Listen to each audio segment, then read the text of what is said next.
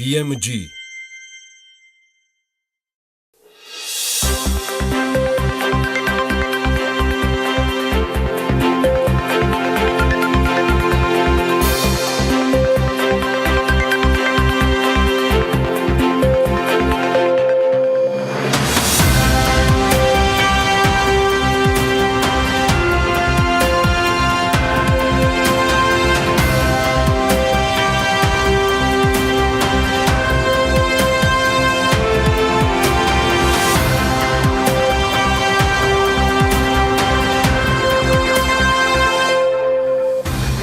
დილა მშვიდობისა 20 დეკემბერით თენდება დილას ცხადია საქმიანად ვიწყებთ ყველას წარმატებულ და ბარაქიან დღეს ვუსურვებთ საქართველოდან ექსპორტი 24%-ით არის გაზრდილი საექსპორტო პროდუქციის ათეული უცვლელია ჯამურად საქართველოს ევროკავშირთან სავაჭრო ბრუნვა 17%-ით დსთ-ს სივრცესთან კი ეგრეთ წოდებულ პოსტსაბჭოთა სივრცესთან 27%-ით გაიზარდა ეროვნულმა ბანკმა სავალუტო აუქციონზე 15 მილიონი დოლარი დამატებით შეიძინა ეს არანაირად არასახულა კურსზე 2.66 ლარი დოლარის წვილი 2019 წელს საქართველოს ეროვნულ ბანკს 100 წლის იუბილეი უსრულდება მომავალ წელს ეროვნული ბანკი ახალი რეგულაციებით იწყებს რომელიც როგორც კობა გვენეტაძემ განაცხადა არ გადავადდება ქართველები საფრანგეთში ლეგალურად დასაქმებასაც შეძლებენ ახალგაზრდა ქართულ სპეციალისტებს ვისაც უმაღლესი განათლება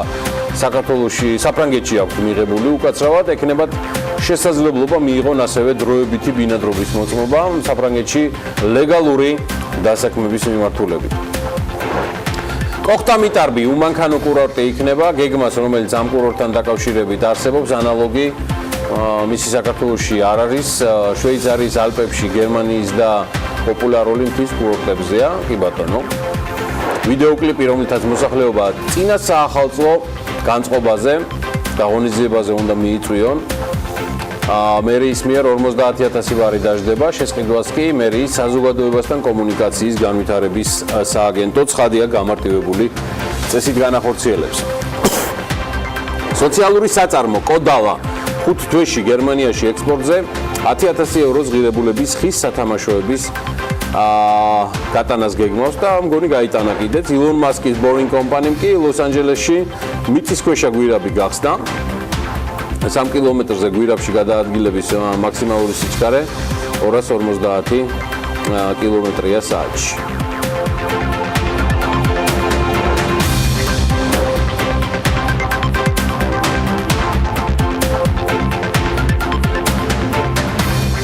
ეს ძირითადად საქართველოს ამბები ეხლა უკვე უნდა გადავიდეთ საქართველოს ამბებზე კიდევ ერთხელ მოგესალმებით მე გიორგი ისაკაძე ვარ წარმოგიდგენთ საქმიანი დილას სტამბოლში საზოგადოების გარემოს მიმართ ლოიალური დამოკიდებულების გასაზრდელად შედარებით მარტივი გამოსავალი იპოვეს სტამბოლის მეტროში გაჩნდა აპარატები ესეთი რომელიც საზოგადოებრივი ტრანსპორტის მგზავრობისთვის საჭირო ბილეთს პლასტიკატის ბოთლის და ქილის სანაცვლოდ იძლევა ბიზნეს ინსაიდერის ინფორმაციით საპილოტო პროექტის ფარგლებში სპეციალური აპარატები რომელიც პლასტიკატის ბოთლის საფასურად ბილეთს მოგცემთ 3 მეტროს ადგილში დგას თუმცა მომავალში ანალოგიური აპარატები კიდევ უფრო მეტ ადგილას გამოჩნდება სხვადასხვა სააგენტოები ასევე წერენ რომ საშუალო წარმოების შემთხვევაში 31 მილიონი ტონა ნაგვიდან მხოლოდ 11% გადამუშავდება ხელისუფლება კი გეგმავს რომ ეს მაჩვენებელი 35%-ამდე გაზარდოს მოკლედ დღეისთვის ნარჩენების გადამუშავების მოცულობის მიხედვით მიუხედავად ეს შედარებით ახალი ტექნოლოგიებისა თურქეთი 180 ქვეყანას შორის 100-მერვე ადგილზეა შედარებისთვის პოლონეთი ამავე რეიტინგში 50-ეზეა და მთელი ნარჩენების თითქმის 65%-ს გადაამუშავებს ასეთი ქვეყნები რომლებიც 70%-ზე მეტი ნარჩენების გადამუშავებას ახერხებენ ცხადია რეიტინგის 30-ულში ხვდებიან ნარჩენების გადამუშავების საუკეთესო შედეგებით არიან 10-ულში შეერთებული შტატები პორტუგალია კანადა იაპონია ავსტრალია ტაივანი იტალია ნიდერლანდები ახალი ზელანდია პირველი 5-ეული საარაგო კი ასე გამოიყურება შვეიცარია საფრანგეთი დანია მალტა და შვედეთი აპარატები რომელიც ნაგავს ყლაპავს თუნდაც მეტროს ბილეთს გაძლევთ ჯერჯერობით თბილისში არ არის თუმცა ამბობენ ადამიანმა იმჯერა მალე იქნებაო, მაგრამ აი დანარჩენ და არსებულ ჯიხურებს ქალაქში კალაძე ერჩის და ღიად ამბობს, რომ თბილისში არ დაუშვებს ჯიხურების არსებობას და თითქმის 2500 ჯიხურს უპირებს შეუცვალოს ადგილი და თან ისე, რომ წინასწარ მათ მეპატრონეებს ცხადია მიეცემა დრო ადგილმონაცვლეობისთვის და არსებული ჯიხურების ლეგალური პროცედურების მისაღებად. მისი თქმით იმ ჯიხურებზე, რომლებიც პრობლემებს არ ქმნიან, მერეა ცხადია ხელახალ აუქციონს გამოაცხადებს, დანარჩენებისთვის კი მუშაობისთვის გარკვეული დრო მიეცემათ 3-დან 6 თვემდე. რამდენადაც BMG-ს აქვს ინფორმაცია ამ თემაზე. ისე თბილისის მერიას ეს ამბავი ნაკლებად ეხება უფრო ეროვნული ბანკის საქმეა, მაგრამ რუსეთში აპირებენ, რომ სავალუტო კურსების აღნიშნული ტაბლოები გააუქმონ, რათა მოკლედ ასახსნიან ნაკლებად იყოს მოსახლეობისთვის თვალშისაცემი სავალუტო ყევები, რომელიც საკმაოდ ხშირია ჩვენს ჩრდილოეთ სამეზობლებში, გარეთ თუ საშინაო მიზეზების გამო ამას პერიოდულად უფრო სეზონებზე არ ჩვენ მუჩევით. რა ვიცი, სამსჯელო თემა, როგორი აზრიც არის. არსებობს ამ თემის მოწინააღმდეგეები, არსებობს მისი მხარდამჭერები, მე რა რომ ამას რუსეთი აკეთებს, ან ეს ნამდვილად არ არის პრობლემა. აი პრობლემა კი ის არის, რომ რუსეთის პირველ პირს კვერს რომ უკრავ მოსკოვში და აქ შენს თანამემამულეებს დიდაქტიკური ბანით ჭკუას არ იგებ და დასავლურ ფასეულობებზე დებ თავს. შენ სხვა პოლიტიკურ პარტნიორებთან ერთად. შენს ოპონენტებს ამუნათებ და რეალური კრიტიკის მიღმა 1000 სისულელეში ადანაშაულებ, თავად კმეველი და სრულიად უსახური წარმომადგენელი, ასევე სრულიად გაურკვეველი საზოგადოების ნაწილისა. ჩვენი ხმა არასდროს იქნება ამ სრულიად გაურკვეველი პერსონაჟების და მკმეველების მხარეს. ამასობაში კი ქართველები საფრანგეთში ლეგალურად დასაქმებას შეძლებენ. საქართველოს საგარეო საქმეთა მინისტრის დავით ზალკალიანის განცხადებით, საფრანგეთის შესაბამის კანონს მიიღებს, შედეგად ახალგაზრდა ქართულ სპეციალისტებს, ვისაც უმაღლესი განათლება საფრანგეთში აქვთ მიღებული, შესაძლებლობა ექნებათ მიიღონ დროებითი ბინადრობის მოწმობა საფრანგეთში ლეგალური დასაქმების მიმართულებით. სხვა შორის საფრანგეთის პრეზიდენტმა ემანუელ მაკრონმა ნიკოლა სარკოზის, სწორედ საქართველოს პრეზიდენტის სალომე ზურაბიშვილის ინაუგურაციაზე საფრანგეთის წარმოდგენა დაავალა. თუმცა მაკრონის ადმინისტრაციაში დაგვაწიეს შემდეგ განმარტება, რომ აღნიშნული ნაბიჯი არ ნიშნავს, რომ ნიკოლა სარკოზის რეგულარული წარმომადგენლობითი ფუნქციების შესრულება დაეკისრება. სარკოზის კი ნამდვილად სურს საქართველოს-რუსეთის კონფლიქტში გახდეს კვლავ წარმომადგენელი, სხვა შორის ამაზე Le Figaro წერს და ამბავსაც ადასტურებს. ფაქტია, ეს თემა მას შემდეგ გაჟღერდა, რაც საფრანგეთის ყოფილ პირველ პირს ქალბატონი პრეზიდენტის ინაუგურაციაზე დასწრების შემდეგ ჰქონდა რამდენიმე შეხვედრა, როგორც არჩეულ პრეზიდენტთან, ასევე ხელისუფლების სხვა წარმომადგენლებთან. აი, რას მოიმოქმედებს და როგორ მოხდება სხვადასხვა დანაშაულებებში საფრანგეთშივე ეჭვმიტანილი ცხადია მხოლოდ პრეზიდენტ სარკოზის ჩართვა ამ კონფლიქტში ეს გაირკვევა მომავალში. ისიც კარგად გვახსოვს, რაც შედეგებიც მივიღეთ მისი ჩართულობიდან. თუმცა ამ კალიბრის პოლიტიკოსი და სხვაების თუ აყვებიან გაყინულ თემაზე საუბარში რუსეთის ფედერაციასთან და სავარაუდოდ აქეთკენ მიდის საქმე, მინიმუმ საინტერესო იქნება და თვალყურსადევნებელი და საზოგადოებაც საკმაოდ აქტიური უნდა იყოს ამ თემაში. ერთმნიშვნელოვანია, რომ ამ ამპლუას სარკოზი არც ერთ შემთხვევაში არ და ვერ მოიგებდა საქართველოს და ოფიციალური თბილისის მინიმუმ ზეპირი სურვილის და თანხმობის გარეშე. დავაკვირდეთ, როგორ განვითარდება მოვლენები, როგორც მოგახსენეთ, Le Figaro-ს მასალებზე დაყრდნობით არის გავრცელებული აღნიშნული ინფორმაცია. ავტორიტეტული გამოცემა ეკონომისტი კი წლის ქვეყნად წამოვიდა ახლა ეს ამბები, წლის ბოლოს რეიტინგები ყველაზე პოპულარული და გავლენიანი გამოცემებიდან. მოკლედ ეკონომისტმა, ლონდონში დაფუძნებულმა ეკონომისტმა წლის ქვეყნად სომხეთი დაასახელა. ჟურნალის შეფასებით სამხრეთ კავკასიის ამ ქვეყანას მიეცა დემოკრატიის და განვითარების შანსი. საპროტესტო გამოსვლის შედეგად მთავრობის მშვიდობიანად შეცვლის შემდეგ, როგორც ეკონომისტი აღნიშნავს, ყოფილი გამომძიებელი ჟურნალისტი და ოპოზიციონერი პარლამენტარი ნიკოლ პაშინიანი კანონიერი და სწორი გზით მან მიიყვანა ხელისუფლების სათავეში კორუფციითა და არაკომპეტენტურობით საზოგადოების აღშფოთებამ. 9 დეკემბრის ვადამდელ საპარლამენტო არჩევნებში პაშინიანის ალიანს ჩემს ნაბიჯს ერგო ხმების 70%-ზე მეტი.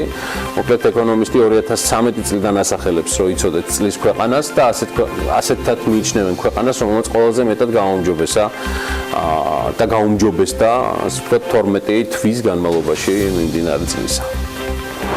ავატანებ. წლის ბოლო მოდის და როგორც გითხარით, The Economist არც ბრიტანულმა გამოცემამ The Financial Times-მა დაუთმო ასპარეზი და წლის ადამიანად არც მეტი არც ნაკლები 88 წლის მილიარდერი და ფილანტროპი ჯორჯ სოროსი დაასახელა. გამოცემა განმარტავს, რომ სოროსმა ეს ჯილდო მხოლოდ საკუთარი მიღწევების გამო მიიღო, მაგრამ არაო იმ ღირებულებების გამოც, რომელსაც ის იცავსო და ეს ჯილდო გადაეცა ლიბერალური დემოკრატიისა და ღია საზოგადოების დაცვისთვის. ჯორჯ სოროსის ფონდი ღია საზოგადოება მთელი მსოფლიოს მასშტაბით, მათ შორის საქართველოშიც არაერთ პროექტს აფინანსებს. მე ძალიან კარგად ვიცნობ აკაუროფის, ეს უნარიანი და ნიჭიერი ადამიანების საკრებულოა, რომლებიც მრავალ წელიწადია ფასდაუდებელ საქმეს აკეთებენ საქართველოში უკეთესი საზოგადოებისთვის და განვითარებისთვის.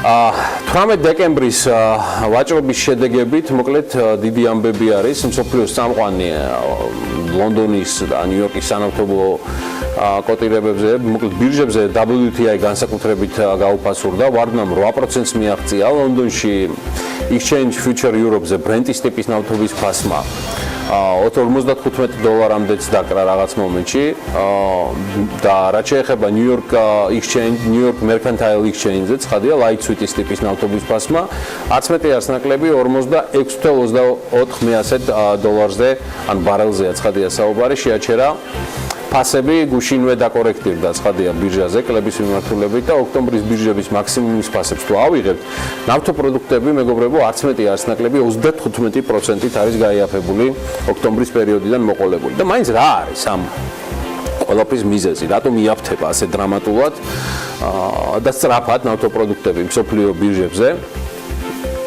და არა საქართველოში ჯერჯერობით. მოკლედ, უმთავრესი მიზეზი არის შეერთებულ შტატებში, სწორედ იქ არის არნახული ზრდა ნავთობის მოპოვებისა. ფაქტია, ბაზარმა არ მიიღო ოპეკის გადაწყვეტილება მიმდინარე კვირაში ნავთობის მოპოვების შემცირების შესახებ, რათა ჭარბი პროდუქტების გასაღება მომხდარიყო. ფექალის ნავთობის მოპოვებაც დრამატულად იზრდება შეერთებულ შტატებში და იანვარში პროგნოზირებენ, რომ ის მიაღწევს და გადააჭარბებს 8 მილიონ ტონას დღეში, 8 მილიონ ტონა ბარელს დღეში, მეგობრებო, დღეში. ასევე აღნიშნა დღეს, რომ გლობალური ინვესტორები მეტწილად ჩინეთიდან მიღებული არც თუ სასიამოვნო სტატისტიკის პასუხად მსოფლიო ეკონომიკის ზრდის შენელებას ელიან. მეტიც მერილ ლინჩმა ერთგვარი გამოკითხვა ჩაატარა ტოპ მენეჯერებს შორის და მათ უმრავლესობაში დასტურდება განცდა და მოლოდინი, რომ 2019 წელს ადგილი ექნება ერთგვარ გლობალური ზრდის შენელებას, რაც ცხადია აისახა პირველ რიგში ნავთობის ფასებს.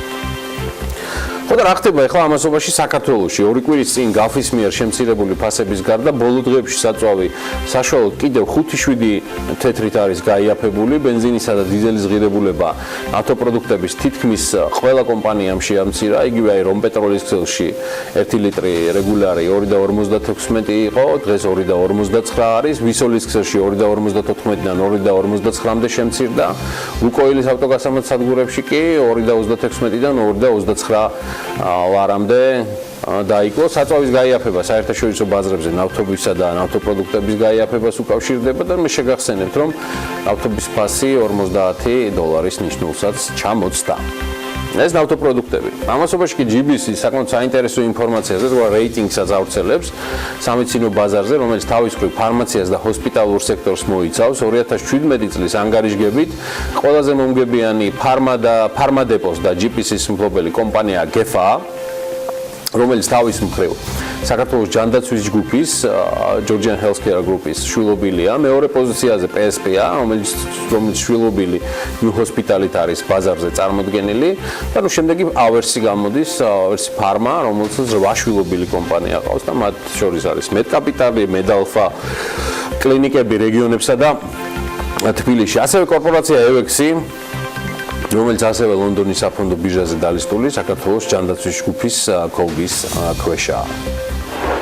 ბევრჯერ დამწერია და აქ ხომ საერთოდ ამ თემაზე ქადაგად ვარ დავარდნილი, რომ სხვადასხვა კვლევების თუ შედეგის მოსალოდნელი ანალიტიკის გარეშე ბევრი გადაწყვეტილების მიღება სრულად უკვე შედეგს გვაძლევს. ქართული Forbes-ი დაინტერესდა ამბებით და აი აგერ ამივიღეთ, შედეგი სრულად გაგაოცებთ, შეიძლება გაგაოგნოთ კიდევაც. მოკლედ კვლევებისა და განვითარებაში, ანუ research and development-ში დახარჯულ თანხას ყოველთვის მყისიერი შედეგი არ მოაქვს, თუმცა აღიარებულია, რომ ქვეყანაში ინოვაციური ეკოსისტემის შექმნისთვის ეს ერთ-ერთი უმთავრესი წინაპირობათაგანია. მსოფლიოს სხვადასხვა ქვეყნებში კვლევებისა და განვითარებისთვის ინვესტირებულ თანხას UNESCO-ს სტატისტიკის ინსტიტუტი პირდაპირ, ესე UNESCO-ს სტატისტიკის ინსტიტუტი აფასებს და კვლევაში მოცემულია თუ რა მოცულობის თანხას ხარჯავენ ამ მიზნისთვის მსოფლიოს სხვადასხვა ქვეყნების მთავრობები, უმაღლესი საგანმანათლებლო ინსტიტუტები და კერძო სექტორი, ცხადია PPP-ის გათვალისწინებით, საუბარია მწყიდველობით უნარიანობის პარიტეტზე. მოკლედ, მსოფლიოში კვლევებსა და განვითარებაზე დახარჯული თანხების თითქმის ნახევარი ორ ქვეყანაზე, ამერიკის შეერთებულ შტატებზე და ჩინეთზე მოდის. საქართველო კი იმ ქვეყნების სიაშია, რომლებიც კვლევებსა და განვითარებაზე ყველაზე ნაკლებ თანხას ხარჯავენ. კერძოდ, კვლევებზე და განვითარებაზე საქართველოში მთლიანი შიდა პროდუქტის მხოლოდ 0.2% იხარჯება. აი ხო ნახავთ, რაც თანხობრივად არის დაახლოებით $63 მილიონი. დანახარჯების უდიდესი წილი მოდის უნივერსიტეტებზე, აქედან არის 53.9 მილიონი, ხოლო მთავრობაზე კვლევები არასრული 10 მილიონია. კიდევ ერთი საკითხი, რომელიც კვლევას ეხება, ქვეყანაში მკვლევარების რაოდენობაა. საქართველოში მილიონ მოსახლეზე მაქსიმუმ 1070 მკვლევარი მოდის UNESCO-ს ინსტიტუტის დათვლით და მათი უმეტესობა 53% ქალია. მსოფლიოს ქვეყნები, რომლებიც კვლევებსა და განვითარებაზე ყველაზე მეტ თანხას ხარჯავენ, შემდეგია შეერთებული შტატები, $476.5 მილიარდი.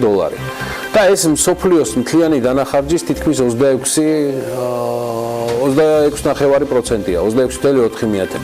შემდეგ მოდის ჩინეთი, 370 მილიონი, იაპონია 170 მილიონი.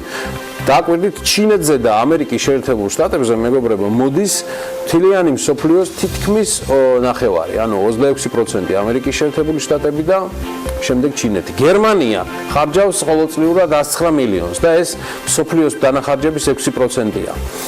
კორეა 73 მილიარდი, საფრანგეთი, შენ ხარ ჩემი ბატონი, 60 მილიარდი, ინდოეთი 48, გაერთიანებული სამეფო 44, ბრაზილია 42, რუსეთი 39 მილიარდი.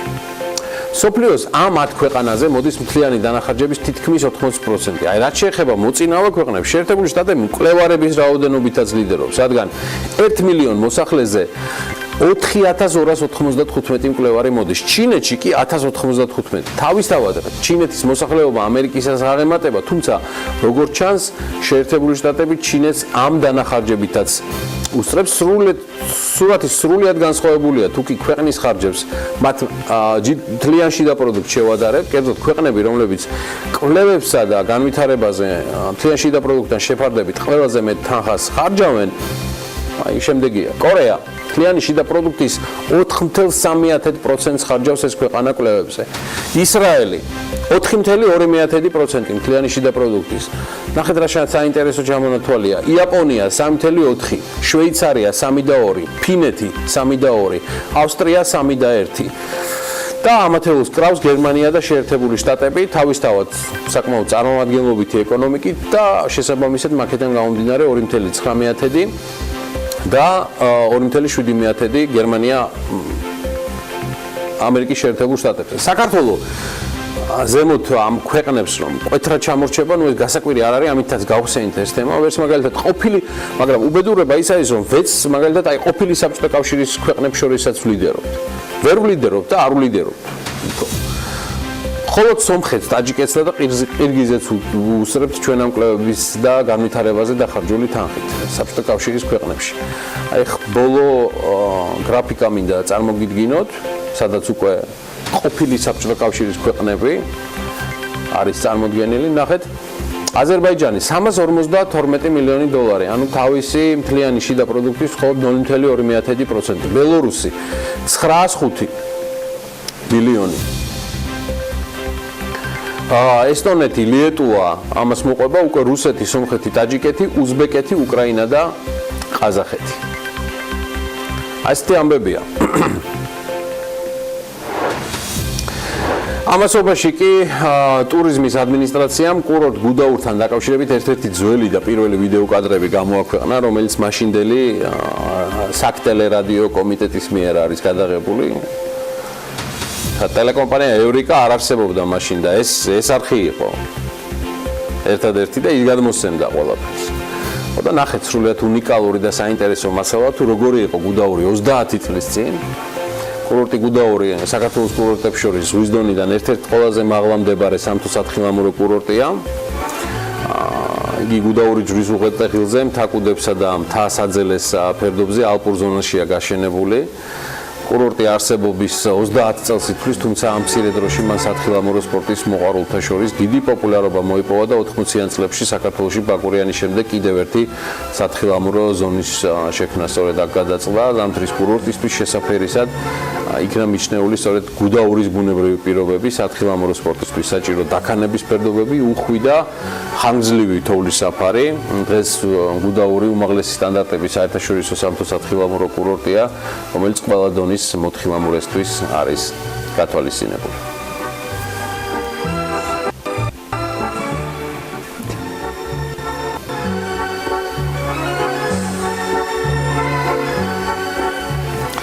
თხილამურებზე დგომის და ზოგადად ზამთრის სპორტის მიმდევრებსა და მოყვარულებს სულ რამდენიმე დღეში საახალწლო უქმეებზე კარგი შესაძლებლობა გექნებათ გუდაურს მიაკითხოთ, ვიციო არც მანამდე აკლებ ყურადღებას.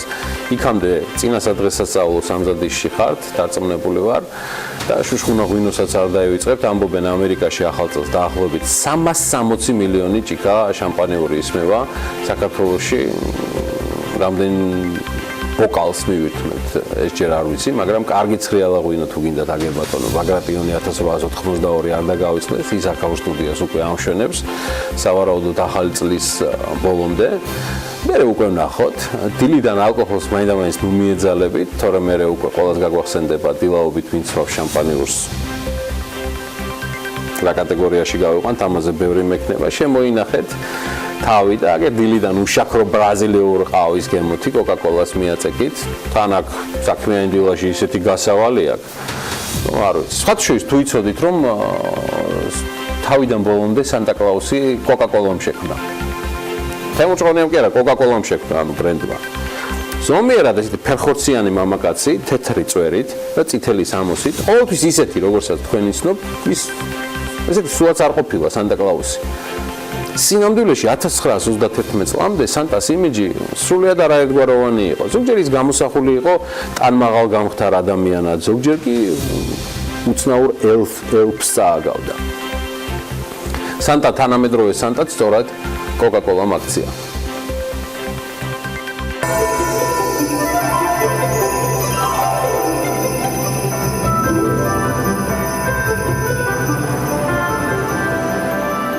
წლებია ახალი წლის დადგომას გვამცნობს და შესაბამის განწყობასაც უქმნის მთელ სამყაროს.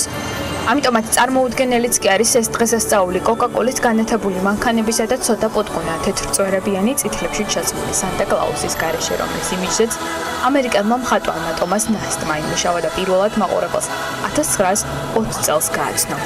თუმცა თავიდან მკაცრი გამომეტყველებით ნაკლებად აღიქმებოდა საახალწლო პერსონაჟად.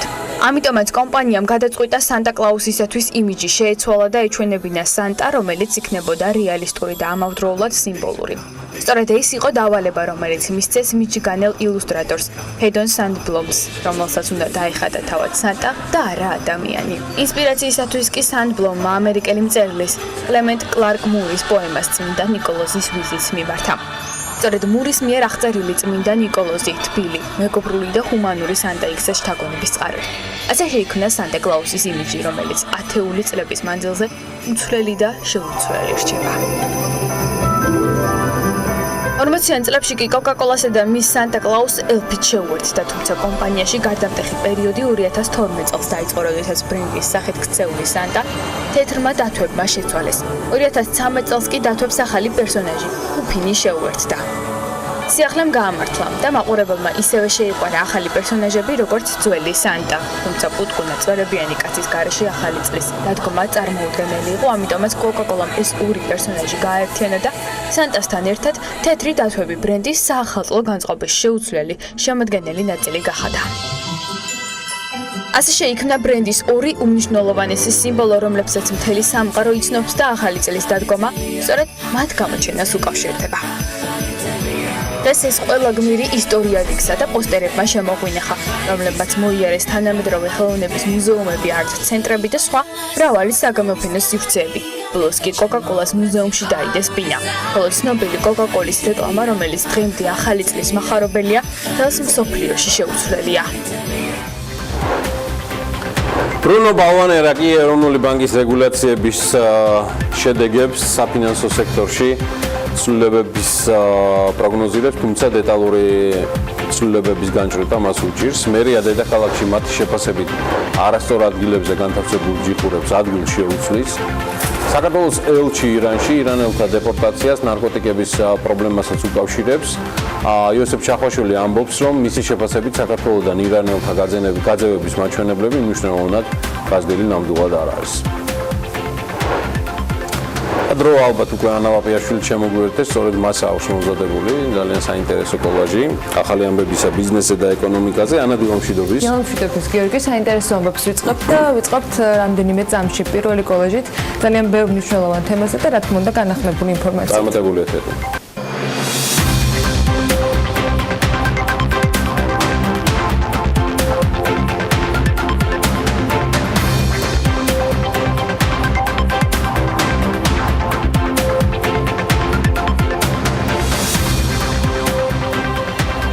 საქართველოს ევროკავშირთან სავაჭრო ბრუნვა 17%-ით, დსთ-ის სივრცესთან კი 27%-ით გაიზარდა. საქსტატის ინფორმაციით, იანვარ-ნოემბერში სავაჭრო ბრუნვამ ევროკავშირის ქვეყნებთან $3 მილიარდ გადააჭერბა და ეს თითქმის 17%-ით მეტია, ვიდრე გასული წლის მონაცემი. მათ შორის $2 მილიარდ 300 მილიონი იმპორტზე მოდის, ანუ 18.5%, ხოლო $658 მილიონი 900.000 კი ექსპორტზე ზრდა აქ 12%-იანია. ქვეყნის მთლიანი ექსპორტის თითქმის 22% უკავია ამას. რაც შეეხება დსთ-ის ბაზარს, ვაჭრობა 27%-ით გაიზარდა. მკვეთრი 44%-იანი ზრდაა ექსპორტში, რამაც $1.490 მილიონი შეადგინა. ეს ქვეყნის მთლიანი ექსპორტის 49%-ს უტოლდება. იმპორტი კი $2.453 მილიონი, თითქმის 19%, რაც მთლიანი იმპორტის 29.6%-ს შეადგენს. ბრუნო ბალვანერა ეროვნული ბანკის რეგულაციების შედეგად საფინანსო სექტორში ცვლილებებს პროგნოზირებს, თუმცა ეკონომიკას რამდენი საპროცენტო განაკვეთით შეამცირებს ეს სიახლეები, რამდენ სესხებელს გახდის სესხლზე ხელმიუწვდომელს და როგორ დააპატარავებს კრედიტორების პორტფელს, ამის შესახებ მას ზუსტი კომენტარის გაკეთება უჭირს. EBRD-ის რეგიონულმა დირექტორმა თქვა, რომ საცალო პირებზე რეგულაციები ცხადი აისახება იმ კატეგორიაზე, რომელსაც კრედიტის აღება არ შეუძლია. რამდენადაც ჩემთვის ცნობილია ამ ეტაპზე მიმდინარეობს დეტალებში გარკვევა, თუმცა ეროვნული ბანკი გახლავთ ავტონომიური ორგანო, რომელიც უზრუნველყოფს ჯანსაღ გარემოს საბანკო სექტორში და თვალს ადევნებს ეკონომიკაში მიმდინარე პროცესებს. საქართველოს ეროვნული ბანკი დგამს ისეთივე ნაბიჯებს, როგორცაც ცენტრალური ბანკების სხვა ქვეყნების ეკონომიკებში ისეთი მიმართულებით, როგორიცაა მაგალითად ფიზიკური პირებისთვის სესხების შეზღუდვა. რეგულაციებმა შეიძლება გავლენა მოახდინოს იმ მოსახლეობაზე, რომელთაც არ შეუძლიათ დიდი მოცულობის სესხების მომსახურება. დავაკვირდებით მოვლენებს და მოგვიანებით შეგვიძლია გავაკეთოთ შეფასება როგორც საბანკო სექტორში, ისე ეკონომიკაზე, რაზე გავლენას მოახდენს სების რეგულაციები. საფინანსო ბაზარზე ახალი რეგულაციების ამოქმედების ვადა აღარ გადაიხედება. პირველი იანვრიდან სესხლის ყველა გამცემს ახალ რეალობასთან მორგება მოუხდება. რეგულაციების პირველი ვარიანტი არაერთ ცვლილებას ეროვნული ბანკის პრეზიდენტი ადასტურებს და აღნიშნავს, რომ დეტალები იმ დოკუმენტში იქნება ასახული, რომელიც მალე გამოქვეყნდება. ამავე დოკუმენტში იქნება დეტალურად გაწერილი ის მექანიზმები, რომელიც უნდა ამუშავებდეს. ბანკების ინფორმაციით, სების რეგულაციების სისტემაში დასანერგად მათ ერთთვიანი პერიოდი მიეცემათ. ბიზნეს, რომელთა სავაჭრო ჯიხურები პრობლემურ ადგილას არის განთავსებული, მერია დამატებით დროს აძლევს და ბიზნესის გასაგრძელებლად ადგილ-მონაცვლეობას თავაზობს. თბილისის მერის თქმით, 6 წლის წინ თბილისის მაშინდელმა მთავრობამ 2500 ჯიხურის განთავსების არასწორი გადაწყვეტილება მიიღო, რადგან მათი ნაწილი კანონმდებლობით დაუშვებელ ადგილებში დაიდგა. ზოგჯერ პირდაპირ ტროტუარებზე, რითაც ფერხდება ფეხით თუ ტრანსპორტით გადაადგილება. კალაძე აღნიშნავს, რომ მერიას რთული გადაწყვეტილების მიღება უწევს, რადგან ამ ჯიხურებში ხალხია დასაქმებული და მათი ინტერესების გათვალისწინება უნდა მოხდეს, თუმცა აღნიშნავს, რომ არასწორ ადგილას განთავსებული ჯიხურები იქ ვერ დარჩება. დაახლოებით 6 წლის წინ თბილისის მაშინდელმა მთავრობამ კიდევ ერთი არასწორი გადაწყვეტილება მიიღო, ქალაქში დაახლოებით 2500 ჯიხური განათავსა.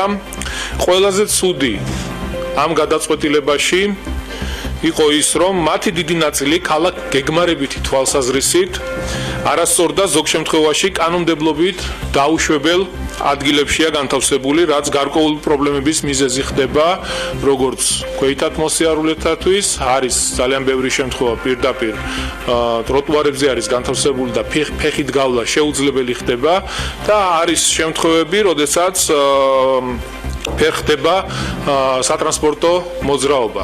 ძალიან ცუდ ადგილებზე არის განთავსებული ეს კონკრეტული ჯიხურები.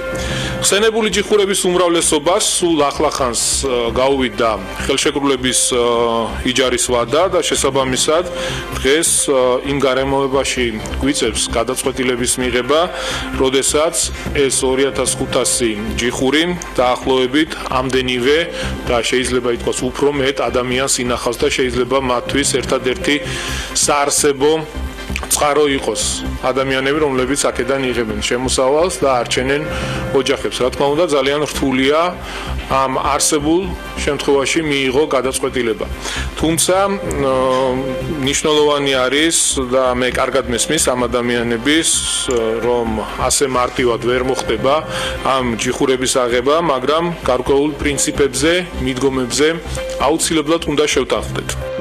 ივლისიდან დღემდე გერმანიაში სოციალურმა საწარმომ კოდალა 10,000 ევროს ღირებულების დაახლოებით 3,000 ეკოლოგიურად სუფთა ხის სათამაშო გააგზავნა. ამ თვეების განმავლობაში გერმანიაში ჩვენს საწარმოში დამზადებულ სათამაშოებზე მოთხოვნა მზარდი ტენდენციით ხასიათდება, თვეში ხან ერთხელ, ხან კი ორჯერ ვაგზავნით სათამაშოებს. პირველი გაგზავნიდან საექსპორტო პროდუქციის მოცულობა დაახლოებით 21%-ით არის გაზრდილი, აღნიშნავს კომპანიის დამფუძნებელი.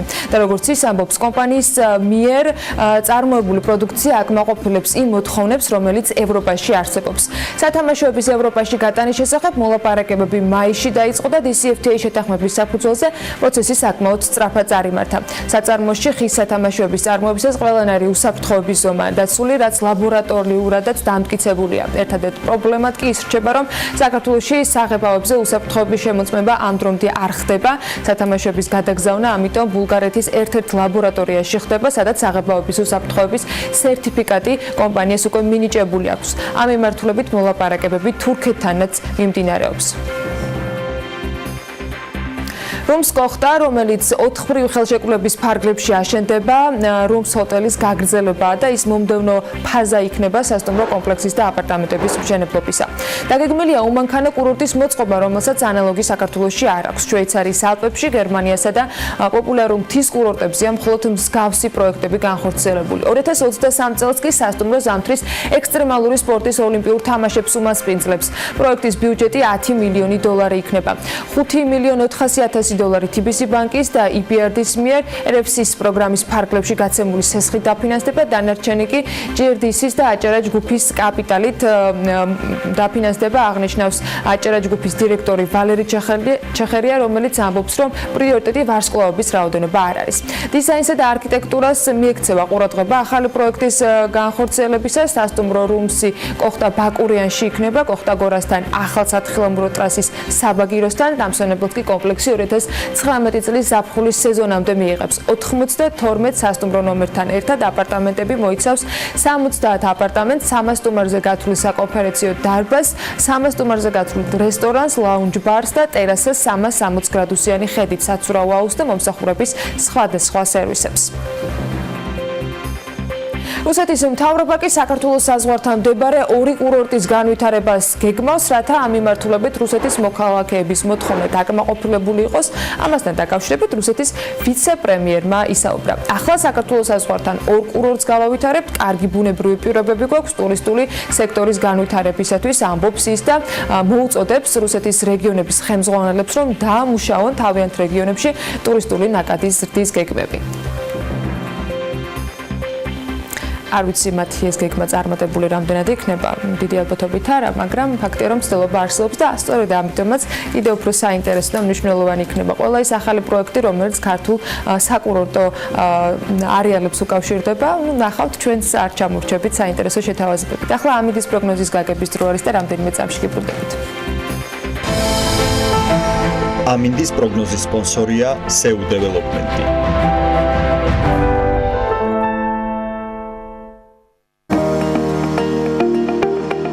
ამინდის პროგნოზის სპონსორია სადაზღვევო კომპანია უნისონი. თავისუფალი დაზღვევა თქვენი სიმშვიდისათვის. გარემოს ეროვნული სააგენტო გვატყობინებს, რომ ამინდი საქართველოში დღის პირველ ნახევარში კვლავ განპირობებული იქნება ამიერკავკასიის ჩრდილო-აღმოსავლეთიდან მოქმედი ცივი ჰაერის მასების და შავი ზღვის სამხრეთ-დასავლეთიდან შემომავალი შედარებით თბილი ჰაერის მასების ურთიერთქმედებით. მოსავალდნელია დრო გამოშვებით ღრუბლიანობის მომატება. ზოგან იქნება ნალექი, მაღალ მთაში მოთოვს კიდეც და იქნება ნისლი. იქროლებს აღმოსავლეთის მიმართულების ძლიერი ქარით. სოხუმში მაგალითად 12 გრადუსი იქნება, მაგრამ უნალექოდ ჩაივლის დღე. 13 გრადუსი დაფიქსირდება ბათუმში დღის ბოლოს აქ შესაძლოა იყოს მცირე წვიმა. ქობულეთში უმეტესად უნალექო დღეს ველოდებით, თუმცა აქაც 13 გრადუსია მაქსიმალური ტემპერატურა მოსალოდნელი. ქუთაისში 12 გრადუსს მიაღწევს ტემპერატურა, ისევე როგორც ზუგდიდში. ოზურგეთში 14 გრადუსი დაფიქსირდება და ონში 7 წვიმასთან ერთად. გორშიც 7 გრადუსია მოსალოდნელი, ისევე როგორც ცხინვალში, მარნეულში უნალექო ამინდი ველოდება და 8 გრადუსამდე გათბება ჰაერი. რუსთავშიც ანალოგიური ამინდი იქნება დღის განმავლობაში. ახალციხეში 7 გრადუსს მიაღწევს ტემპერატურა, მცირე წვიმის ფონზე, ბორჯომში 8 გრადუსი იქნება და აქაც ნალექიანი დღე არის ნავარაუდები. ბაკურიანში ნალექი იქნება თოვლჭყაპის სახით და მაქსიმალური ტემპერატურა 4 გრადუსი დაფიქსირდება. მცირე თოვლჭყაპია მოსალოდნელი ახალქალაქში და აქ 3 გრადუსია ნავარაუდები, სტეფანწმინდაშიც თოვლჭყაპს ელოდებიან და 2 გრადუსს. თელავი დღეს უნალექო იქნება და 9 გრადუსს მიაღწევს ტემპერატურა. დედაქალაქს რაც შეეხება თბილისში დრო გამოშვებით ღრუბლიანობა მოიმატებს, დილით მცირე ნალექს და ნისლს ველოდებით, პრინციპში უკვე არის მცირე ნალექი კიდეც იქროლებს აღმოსავლეთის მიმართულების ქარი და მაქსიმუმ ტემპერატურა 8 გრადუსი დაფიქსირდება.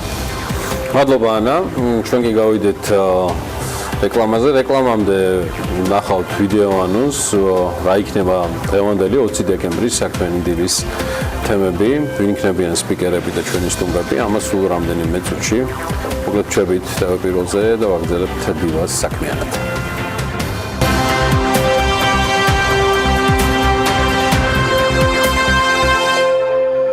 20 დეკემბერს დილას საქმიანად იწყებენ არჩილ იმნაიშვილი, გოგიტა თოდრაძე, ზვიად ჭუმბურიძე, თორნიკე გოგიჩაიშვილი, ლიკა ქარდავა და მისი სტუმარი თეა ლომინაძე. მანენა მანჯგალაძე საქმიანების მორი გმირს გვაცნობს. დილა საქმიანია ტელეპირონზე.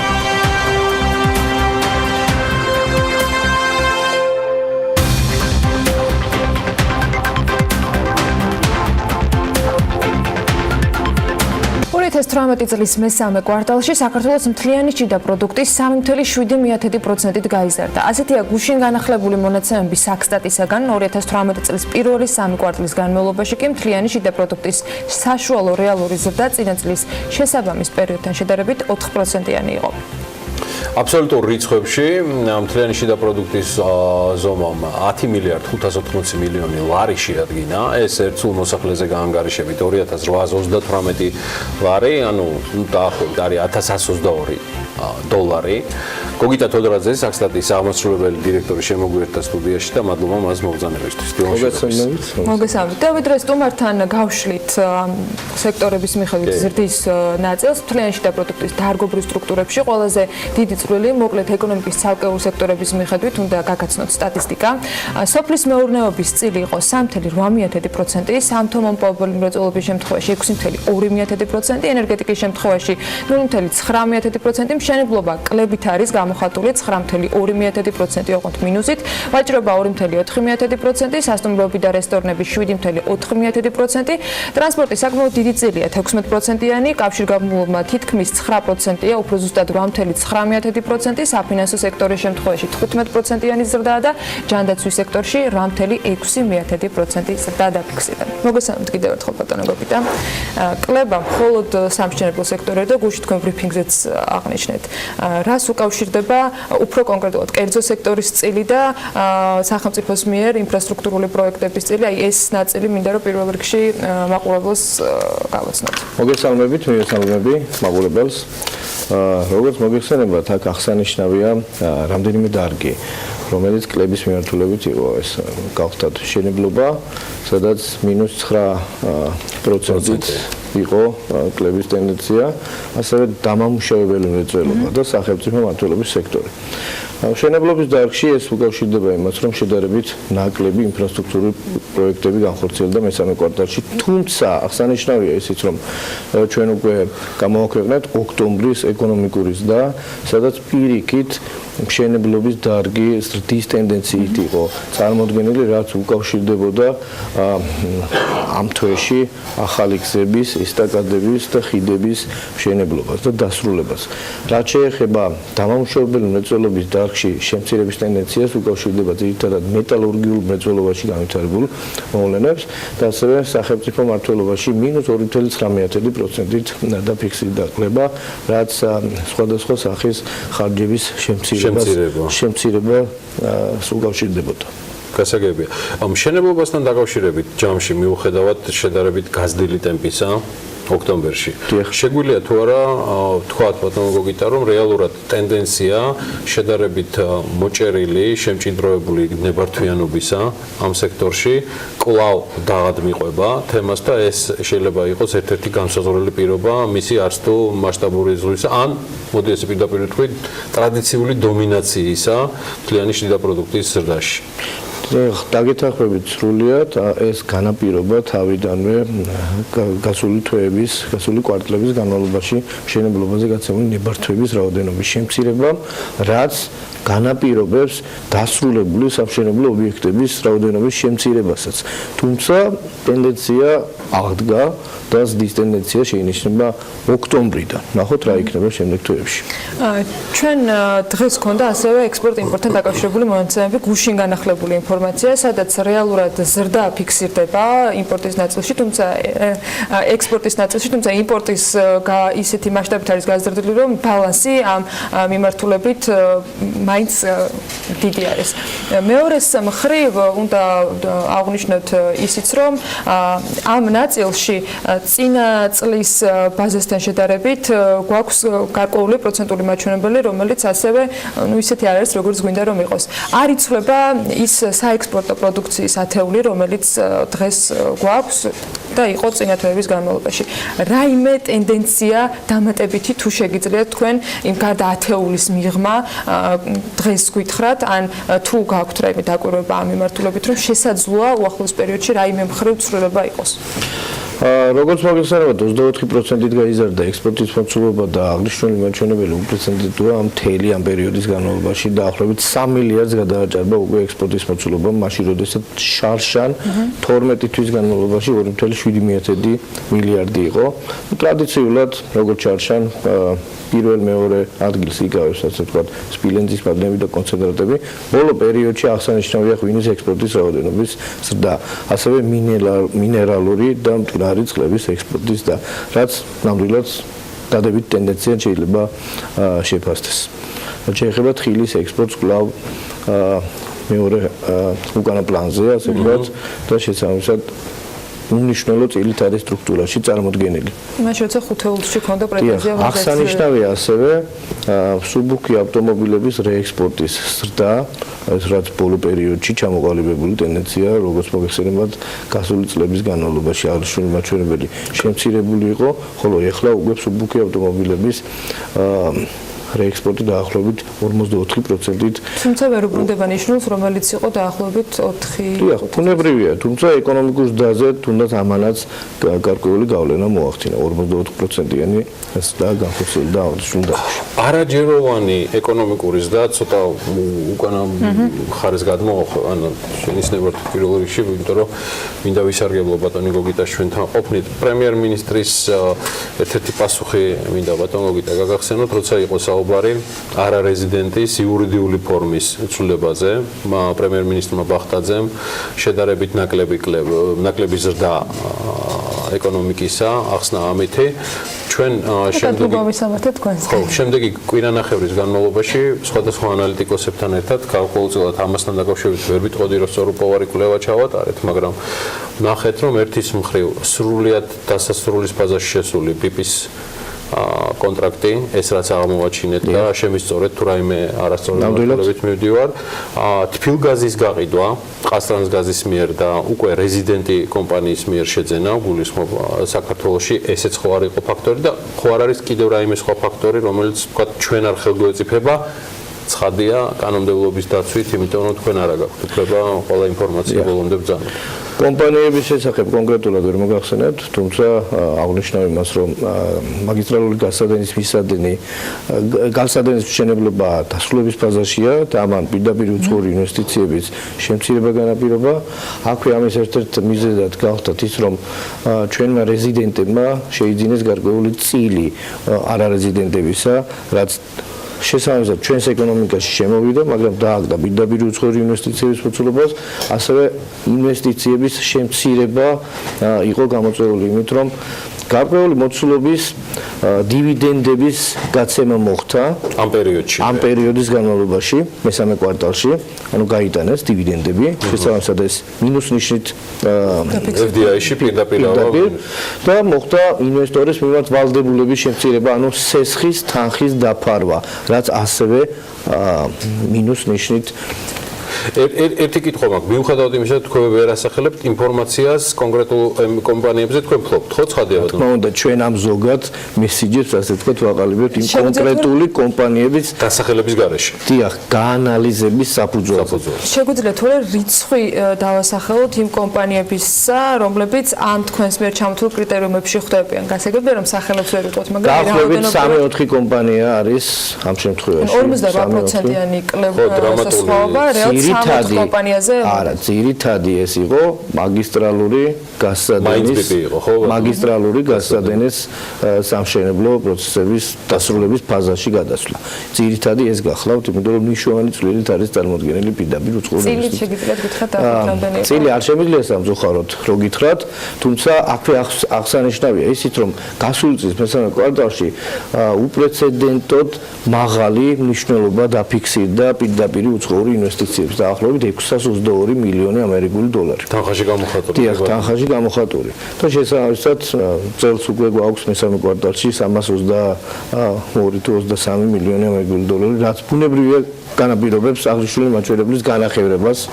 ამ ნაწილშიც ხშირად აღგვინიშნავს და ხშირად ყოფილა მათ შორის ოფიციალური პირებისგან ნათქვამი, რომ ახალი კომპანიები იშვიათად არიან. დღეს თუ არის აი ამ თუნდაც ძალიან მაღალ წილში, როგორც თქვენ ამბობთ, გამოჩენილი ახალი კომპანია, ახალი ინვესტორი, რომელიც ამ თანხას ადგენს. იცით რაშია საქმე, ბოლო პერიოდში ჩვენ ესე ტენდენცია გვაქვს, რომ თვის განმავლობაში დაახლოებით 4500 ახალი საწარმო გვაქვს. თუმცა რომ გადავიდეს ფაზაში, რომ პირდაპირ უცხოური ინვესტიციები განხორციელდეს, საკმაოდ დრო სჭირდება ამ კომპანიას, რომ ბაზარზე ფეხი მოიკიდოს, დაფუძდეს და შესაბამისად ინვესტორის დააინტერესოს თუნდაც. ჩვენ ხო, ეხლა ეს ახალი ტიპის სტატისტიკაა ეს ამ შემთხვევაში, ხო, არ ამგონია რომ ეს რაღაცა პირდაპირ გავლენას ამაზე ახდენს. კარგი, ჩვენ რო გადავიდეთ ტენდენციებზე, რაც მესამე კვარტალში ჩამოგვიყალიბდა. შეგვიძლია თუ არა რაიმეს განჭრედა მეოთხე კვარტლისთვის, რაც უკვე შემაჯამებელივით იქნებოდა თქვენთვის, რომ დაიწყოთ სამუშაოები 2018 წლის შეჯამებაზე, რა ტენდენციებს ელთ, აიგივე მშენებლობაზე, როგორც თქვით, რომ მიუხედავად ზოგადი კლებისა, მაინც დაწყებული მიღებული არის ზრდა. არის თუ არა დარგები, რომელიც იძლევა დამშვიდების საფუძველს პოზიტიურ სიგნალებს, აი მისოთ რომ დრამატული შედეგები არ გვქონდეს. როგორც წესი, მეოთხე კვარტალი საკმაოდ მაღალი აქტივობით ხასიათდება, განსაკუთრებით ისეთ დარგებში, როგორიც არის მშენებლობა, რადგანაც დასრულებული პროექტების ჩაბარება ხდება ძირითადად ამ პერიოდში. ასევე წინა საახალწლო ვაჭრობიდან გამომდინარე, ვაჭრობის დარგი ყოველთვის ტრადიციულად მნიშვნელოვანი ზრდით ხასიათდება, ასევე აღსანიშნავია ბოლო პერიოდში კომუნალური, სოციალური და პერსონალური მომსახურების გაწევის დარგში ჩამოყალიბებული ზარდი ტენდენციები. ასევე ტურისტების რაოდენობის და პირდაპირ კავშირშია სასტუმროების და რესტორნების დარგში დამატებული ღირებულების მაჩვენებლის ზრდასთან. ეს შეიძლება ითქვას გვაძლევს იმის საფუძველს, რომ მეოთხე კვარტალი შედარებით შეიძლება მაღალი აქტივობით დაურჩევოდეს წინა წლის შესაბამის პერიოდთან შედარებით. FDI-ის ნაწილზე ერთადერთი ნაწილი გამომრჩა ბატონ გოგიტა, იმ შემთხვევაში თუ BIP-ის პროექტი და როგორც წესი რთულია ამ მასშტაბის პროექტით რაიმე სხვა ჩანაცვლება მოხდეს, ნუ თუ არ ჩავთვლით რას, არ ვიცი, ანაკლიას ან რაღაცა სხვა ამ ტიპის ინფრასტრუქტურულ პროექტებს, რომელიც მიმდინარე უნდა ქონდეს სახელმწიფოს, თუ ეს არ ჩანაცვლდა სხვა აქტივობით, გაქვთ თუ არა დაპროგნოზებული, რომ ამას შეიძლება პირდაპირ უცხოურ ინვესტიციებზე დრამატული ასახვა ჰპოვოს. ნუ მე არ გულისხმობ თანხით შემოსულს ამ შემთხვევაში.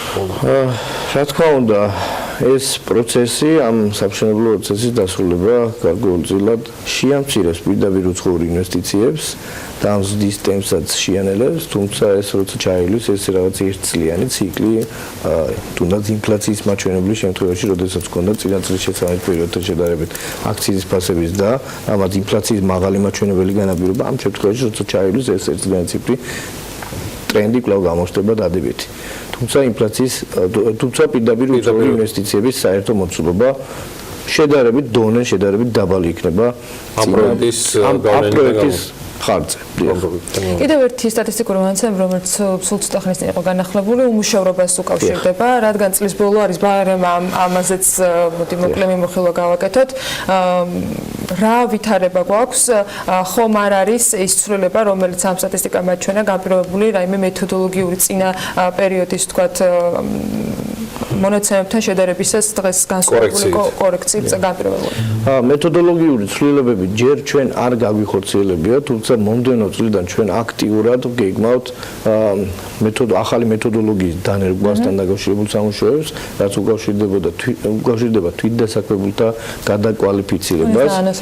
დიახ, ამასთან დაკავშირებით ჩვენ უკვე აქტიური თანამშრომლობა გვაქვს შრომის საერთაშორისო ორგანიზაციასთან, ასევე მომდევნო წლიდან ვიწყებთ აქტიურ თანამშრომლობას დანიის სტატისტიკასთან და ერთ-ერთი კომპონენტი გახლავთ ეს.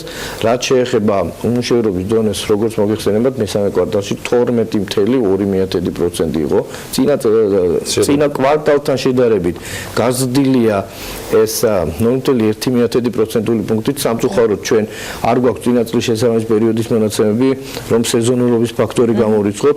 ამ შემთხვევაში ძირითადად დაუკავშირდება სეზონურობას, რაც განათლების დარგზე მოდის, ძირითადად ანუ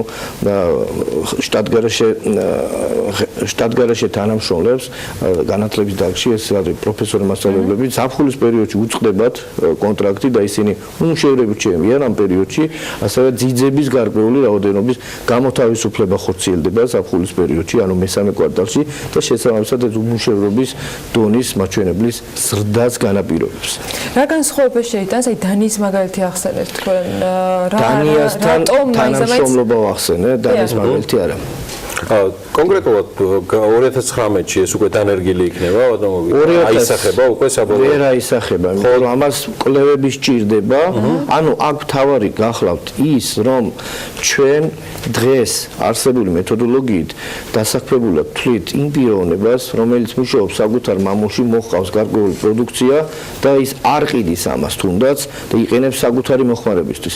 ახალი მეთოდოლოგიის მიხედვით დასაქმებულთა კატეგორიიდან გამოირიცხებიან შესაბამისად თვითდასაქმებულთა კატეგორიიდან გამოირიცხებიან ის პირები, რომლებიც ბაზარზე არ არიან ორიენტირებულნი. ანუ თუ არ ყიდის თლიანად, ანუ უმთავრესად თავის მიერ წარმოებულ პროდუქციას, მაშინ ეს პირები აღარ ჩაითვლებიან თვითდასაქმებულად და შესაძლებლობებისად დასაქმებულად. ეს არის მოლოდინი, რომ უმუშევრობის დონეს გაზრდის, თუმცა შეიძლება დასაქმების დონეც შეამცირდეს. მაგრამ ეს კორექცია არ მოხდება 2019-ში. 2019-ში ვერ მოხდება, იმიტომ რომ ერთწლიანი სამუშაოებელი სამუშაოები ჭირდება ამას. 2019 წელსაც წლევანდელი მეთოდოლოგიით სწორად გააგრძელებთ საქმეს. თუმცა ჩვენ გეგმავთ, რომ ფიქრობთ, გვაქვს მოლოდინი, რომ 2020 წლიდან უკვე განახლებული მეთოდოლოგიით, თუმცა აღნიშნულ კვლევას ჩვენ დავიწყებთ 2019 წლიდან. დიდი მადლობა გოგიტა თოდარაძე, საქსტატის აღმასრულებელი დირექტორის სტუმრობდა საქმიანი დილას, გავაცილებთ მას და რეკლამის შემდეგ დაგიბრუნდებით.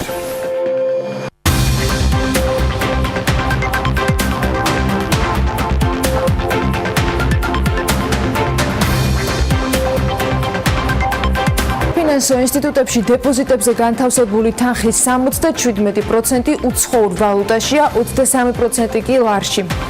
საგარეო საქმეთა სამინისტროს ინფორმაციით კვალიფიციური სპეციალისტების ბინადრობის და ცირკულარული მიგრაციის შესახებ შეთანხმებაზე მუშაობა რამდენიმე ქვეყანასთან მიმდინარეობს. 2018 წელს ევროკავშირმა ქართული თხილის 7 პარტია დაბლოკა. ბიზნეს სიახლეებით განვაგრძობთ ეთერს, ყველაზე მეტად ეროვნულ ვალუტას გურიასა და სამცხე-ჯავახეთში ენდობიან, ხოლო ყველაზე ნაკლებად აჭარასა და თბილისში. ეროვნული ბანკის ბოლო განახლებული მონაცემებით ჩინამეურნეობების მიერ საფინანსო ინსტიტუტებში განთავსებულ დეპოზიტებზე სულ 12 მილიარდ 400 მილიონი ლარის ოდენობის თანხა, საიდანაც 77% უცხოურ ვალუტაშია, 23% კი ლარში. რეგიონების მიხედვით ლარი როგორც შენახვის საშუალება ყველაზე მეტი ნდობით გურიაში სარგებლობს, აქ დეპოზიტების 70.8% ეროვნულ ვალუტაშია. მას სამცხე-ჯავახეთი მოყვება, აქაც დეპოზიტების 70.6%-ია ლარში. ყველაზე ნაკლებად კი ეროვნულ ვალუტას, როგორც აღმოჩნდა, აჭარაში ენდობიან. ჩინამეურნეობებს ლარში დეპოზიტების მხოლოდ 19.9% ინახავს. მცირედით მეტი ნდობა აქვს ლარის მიმართ თბილისის მოსახლეობა, სადაც ლარში დეპოზიტების მხოლოდ 20.8%-ია განთავსებული.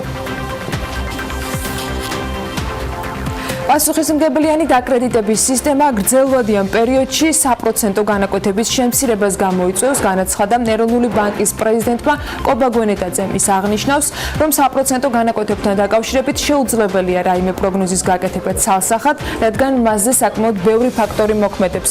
ის რისკფაქტორიანი მსესხებელი, რომელიც სესხს იღებდა ყოველგვარი შემოსავლის დადასტურების და შემოწმების გარეშე, ამ ჯგუფში აღარ იქნება, რადგან დაადასტურებს შემოსავალს და აღარ გადაიხდის მაღალ 100% განაკვეთს. საკითხს უნდა შევხედოთ გრძელვადიან პერსპექტივაში, განმარტავს ეროვნული ბანკის პრეზიდენტი. საფრანგეთი საქართველოს მოქალაქეების ლეგალურად მუშაობასთან დაკავშირებულ კანონს მიიღებს. ინფორმაცია საგარეო საქმეთა მინისტრმა დავით ზალკალიანმა გუშინ გაავრცელა და მან ჟურნალისტებთან აღნიშნა, რომ ამ შეთანხმების ძალაში შესრულის შემდეგ საქართველოს ახალგაზრდა სპეციალისტებს, მათ შორის ვისაც უმაღლესი განათლება საფრანგეთში აქვს მიღებული, საშუალება ექნება მიიღონ დროებითი ბინადრობის მოწმობა საფრანგეთში ლეგალურად დასაქმების მიმართულებით.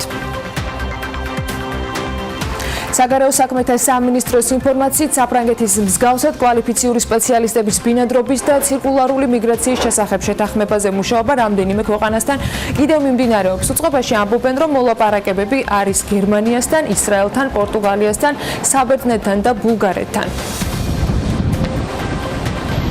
2018 წელს ევროკავშირმა ქართული თხილის 7 პარტია დაბლოკა. ამასთან დაკავშირებით ინფორმაცია Europa News-ია განთავსებული. ვებგვერდზე აღნიშნულია, რომ თხილის დაბრუნება 7-ვე შემთხვევაში ბულგარეთის საბაჟოდან მოხდა.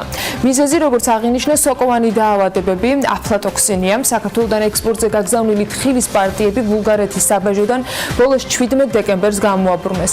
მანამდე ფიქსირდება მსგავსი შემთხვევები ნოემბერში, ოქტომბერში, სექტემბერში და სხვა თვეებშიც. ხარისხის ლაბორატორია Quality Labs კონსულტანტი და საზოგადოებრივი ჯანდაცვის ექსპერტი აღნიშნავს, რომ მსგავსი შემთხვევები ქართული თხილის იმიჯს აზიანებს, რომელსაც საქართველოს საექსპორტო პროდუქციაში მნიშვნელოვანი პოზიცია უჭირავს. დავით ჯორბენაძე ამბობს, რომ პრობლემას ქმნის რუსეთის ეროვნული სააგენტოს მიერ მიღებული ბრძანება, რომელმაც ასე ვთქვათ, გააუქმა საექსპორტო პროდუქციაზე ხარისხის კონტროლის მუდმივი მექანიზმი და გარკვეული სიხშირეები დაადგინა, როდესაც სავალდებულოა საექსპორტო პროდუქციის შემოწმება. მოწოდებოდა ყველა პარტია, თუმცა ეხლა აბსოლუტურად გაუგებარი კრიტერიუმებით ხდება სიხშირის შერჩევა. თავიდან ბოლომდე ეს არის დამოკიდებული მთლიანად ბიზნესმენის კეთილსინდისიერებაზე და ასევე სახელმწიფოს მხრიდან კონტროლზე. ნებისმიერ სახელმწიფოს სულსათის უნებლობის იდეალური სისტემა იწყება ინდივიდის, სახელმწიფოს და ბიზნესის, ასე სოლიდარული თანამშრომლობით. თუმცა ამ შემთხვევაში ფაქტობრივად სახელმწიფომ ხელები დაიბანა კონტროლზე, მინდა გითხრათ და მთლიანად მიუშვა ასე ბიზნესის კეთილსინდისიერებაზე და დღეს მაგალითად თუ თვის განმავლობაში მაგალითად შემოდიოდა 50-მდე ნიმუში კვლევისთვის მაგალითად ანერგენებზე აბზანების დაწერის შემდეგ ფაქტობრივად სულიყო 3 თუ 4 ნიმუში შემოტანილი. სურსათის ეროვნულ სააგენტოში კი განმარტავენ, რომ მათ აქვთ შემუშავებული სპეციალური სქემა, რის მიხედვითაც სავალდებულოა არა ყველა საექსპორტო თხილის შემოწმება, არამედ გარკვეული პერიოდულობით სურსათის ეროვნულ სააგენტოში იმასაც ამბობენ, რომ ევროკავშირის ბაზრიდან თხილის გამობრუნება არა მხოლოდ საქართველოს, არამედ მსხვილი საექსპორტო ქვეყნებიდანაც ხდება, შესაბამისად ამაში საგანგაშოს ვერაფერს ხედავენ.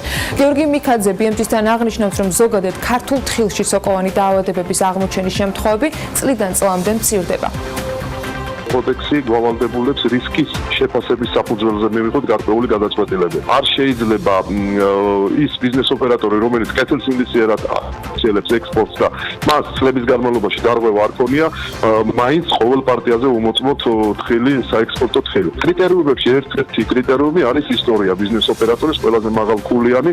ეს ევროპული მიდგომაა, მსოფლიო მიდგომაა და ყველა ქვეყანა ასე იქცევა. გორის მუნიციპალიტეტის ერთ-ერთ სოფელში ფერმერს ნერგები გაუჩეხეს. მე პატრონემ ხეხილის ბაღი დილით იმ მდგომარეობაში ნახა, რასაც ახლა ეკრანზე ნახავთ. ეს ფოტო არის სოფელ არაშენდასთან გადაღებული. შიდა ქართლის საინფორმაციო ცენტრი დეტალებთან დაკავშირებით აღნიშნავს, რომ გამოძიება საქართველოს სისხლის სამართლის კოდექსის 197 მუხლით არის დაწყებული, რაც ნივთის დაზიანებასთან განადგურებას გულისხმობს. ჯერჯერობით უწყებას განახლებული ინფორმაცია იმასთან დაკავშირებით მიკვლეულია თუ არა დამნაშავე არ გაუახლებია. გარემოს დაცვითი ზედამხედველობის დეპარტამენტის თანამშრომლებმა 2018 წლის განმავლობაში უკანონო თევზჭერის 336 ფაქტი გამოავლინეს.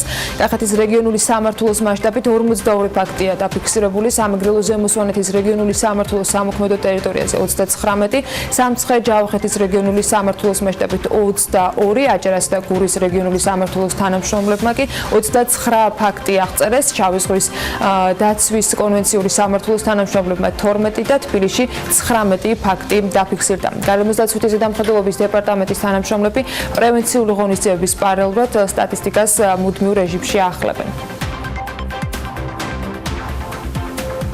ჯერ იყო ხურმა და ლარნახევრად გაყიდული კილოს ფასი ადგილზე. ეს სტატუს quo ცოტა მერე დადგება, როცა კომპანია ბაღებს კიდევ უფრო გააფართოვებს. დღეს შეპესე ლაკუასტს ხურმის ბაღები უნდა გაგაცნოთ 12 ჰექტარზე გაშენებული და ის ევროკავშირის დაფინანსებით კარგად აწყობილი ინფრასტრუქტურით იწონებს თავს. ბაღებში ელექტროგადამცემი ბოზები და გაყვანილობაა დამონტაჟებული, რამაც კიდევ ერთი мотиваცია გააჩინა ფერმერისათვის, რომ მამულში თანამედროვე წვეთოვანი სარწყავი სისტემა დამონტაჟდეს. ბაღებიდან მიღებული ხურმის მოსავალი შემსხდელებს მთლიანად ექსპორტზე წარმატებით გააქვთ. უგლის იდეა იყო და მისი ასე ვთქვათ მონდომება იყო, რომ ეს ამ საქმიანობის ხელი მოგვიკიდა და ეს უფრო რაღაც ჰობი იყო თავიდან და მცირე ფართობზე გადავწყვიტეთ, რომ გაგვეშენებინა პირობითად და ესეც მეუღლის იდეა იყო ხურმის ბაღი. გასართობად დაწყებული საქმიანობა წლების შემდეგ დიდ ბიზნესად, აგრონომობა კი პროფესიულ დონეზე შესწავლილ დარგად იქცა. დღეისთვის ლაგოდეხის მუნიციპალიტეტში შეპესე ლაკუასტი 30 ჰექტარზე მეტ ტერიტორიას ფლობს, სადაც ხურმის გარდა უკვე ვაშლის, მსხლისა და ქლიავის ბაღებია გაშენებული. თითოეულ ბაღში თითოეული ნერგის დარგვა და მოვლაპატრონობა იტალიელი პარტნიორების დახმარებით განხორციელდა. შედეგით შესაბამისი დადგა. მიუხედავად მცირე დროისა, ქართული ხილი ადგილობრივ და უცხოურ ბაზარზე დიდი მოწონებით სარგებლობს. წელს მივიღეთ დაახლოებით 100 ტონა ხურმა და დაახლოებით 70% ექსპორტზე გავიდა. დიდი დაინტერესება იყო, იმიტომ რომ როგორც აღნიშნე, საოცრად ძალიან კარგი და ხარისხიანი პროდუქტია. შეპესე ლაკუასტის მთავარი მისწრაფება ევროპულ ბაზარზე თავის დამკვიდრებაა. ამ ბაზრების მთავარი უპირატესობა კი სტაბილურობის განცდა და პროდუქციის მაღალი ფასია. რაც კვლევას ვატარებთ, ევროპულ ბაზარზე მნიშვნელოვნად აღემატება პროდუქციის ფასი, ვიდრე თქვათ თუნდაც პოსტავჭოთა ქვეყნებში. ვაშლზეც, მსხალზეც და ყველა პროდუქტზე ფასები გაცილებით მაღალი არის. ამიტომ ეს არა მხოლოდ ასე ვთქვათ სტაბილურობისთვის იქნება, რომ ბიზნესმა მშვიდად და ასე ვთქვათ გეგმაზომიერად განვითარდეს, არამედ დამატებით შემოსავლებია ეს. იმისთვის რომ ხარისხი დაცული იყოს, ბაღები თანამედროვე სისტემის ბადეებით გადაიხურა. სიძვირის მიუხედავად ხარჯმა გაამართლა. იტალიაში აწყობილი ბოლო მოდელის სისტემა ბაღებს წვიმისგან, ქარისგან და ზედმეტი მზის სხივებისგან იცავს, რაც ხეხილისთვის საუკეთესო გენეტიკური შესაძლებლობების გამოვლენის წინაპირობაა. რაც არ უნდა კარგად მოუარო და რაც არ უნდა კარგად გააკეთო, შეიძლება უცბად რაღაცა Google-მა გადაიაროს და სულ რაღაც 1 წუთი, 2 წუთი სიტყვა მოვიდეს და მთელი წლის ნაშრომი წყალში გეყრება. ეს თლად სახარბიელო არ არის თუნდაც დაზღვევის შემთხვევაში. დაზღვევით აგინაზღაურდება, მაგრამ პარტნიორთან ურთიერთობაში საკმაოდ ძიმე არის. ამის ძიებაში მივედით ჩვენ, რომ ეს კონსტრუქციები თუ გინა ეს ბიზნესი არ იყო, ასე ვთქვათ, სეზონურზე დამოკიდებული და ასე ვთქვათ, კლიმატზე რაღაცით უნდა დაგვეცა. ამაზე თანამედროვე სისტემები დღეს ბაზარზე არ არის. კიდევ ერთი უმთავრესი საკითხი ელექტროგადამცემი ბოძებისა და გაყვანილობის არარსებობა იყო. საზღვრისპირა ტერიტორიაზე ევროკავშირის პროექტ ენპარდის დახმარებით 70,000 ლარამდე დაიხარჯა, რამაც ბაღებში თანამედროვე წვეთოვანი სარწყავი სისტემების დამონტაჟების საშუალება გააჩინა. სიკეთით ლაკუასტის გარდა სხვა ადგილობრივი მწარმოებლებიც სარგებლობენ. მივიღეთ საგრანტო დახმარება და მივიღეთ gadamcemi ხაზების მშენებლობაზე ფინანსური რესურსები, რაც გამოვიყენეთ და რამდენიმე კილომეტრის მანძილზე დიდი ინფრასტრუქტურული პროექტი გააკეთდა. ნახეთ, რომ დღეს რაც კი ბაზარზე მსოფლიოში საუკეთესო წვეთოვანი სისტემა არსებობს, ის დავამონტაჟეთ. ანუ ამდენმა მოგცა საშუალება ჩვენ, რომ ტექნიკურად გადაგვიარაღებინა ბაღი, გაგვიახლებინა სისტემა და რაც ყველაზე მთავარია, ჩვენ მოგცა ბიძგი, რომ ახალი ბაღების მშენებლობაზე განვითარება გავკეთებინა. ლაკუასტის სამომავლო ცოცხალი ხილის გარდა მის გადამუშავებასაც გეგმავს. მომდევნო წლებში კომპანია სამაცივრო მეურნეობების განვითარებას და წარმოების სრული ჯაჭვის აწყობას აპირებს. ამ დროისთვის კომპანიაში სეზონურად 30-მდე, მუდმივად კი 4 ადამიანია დასაქმებული.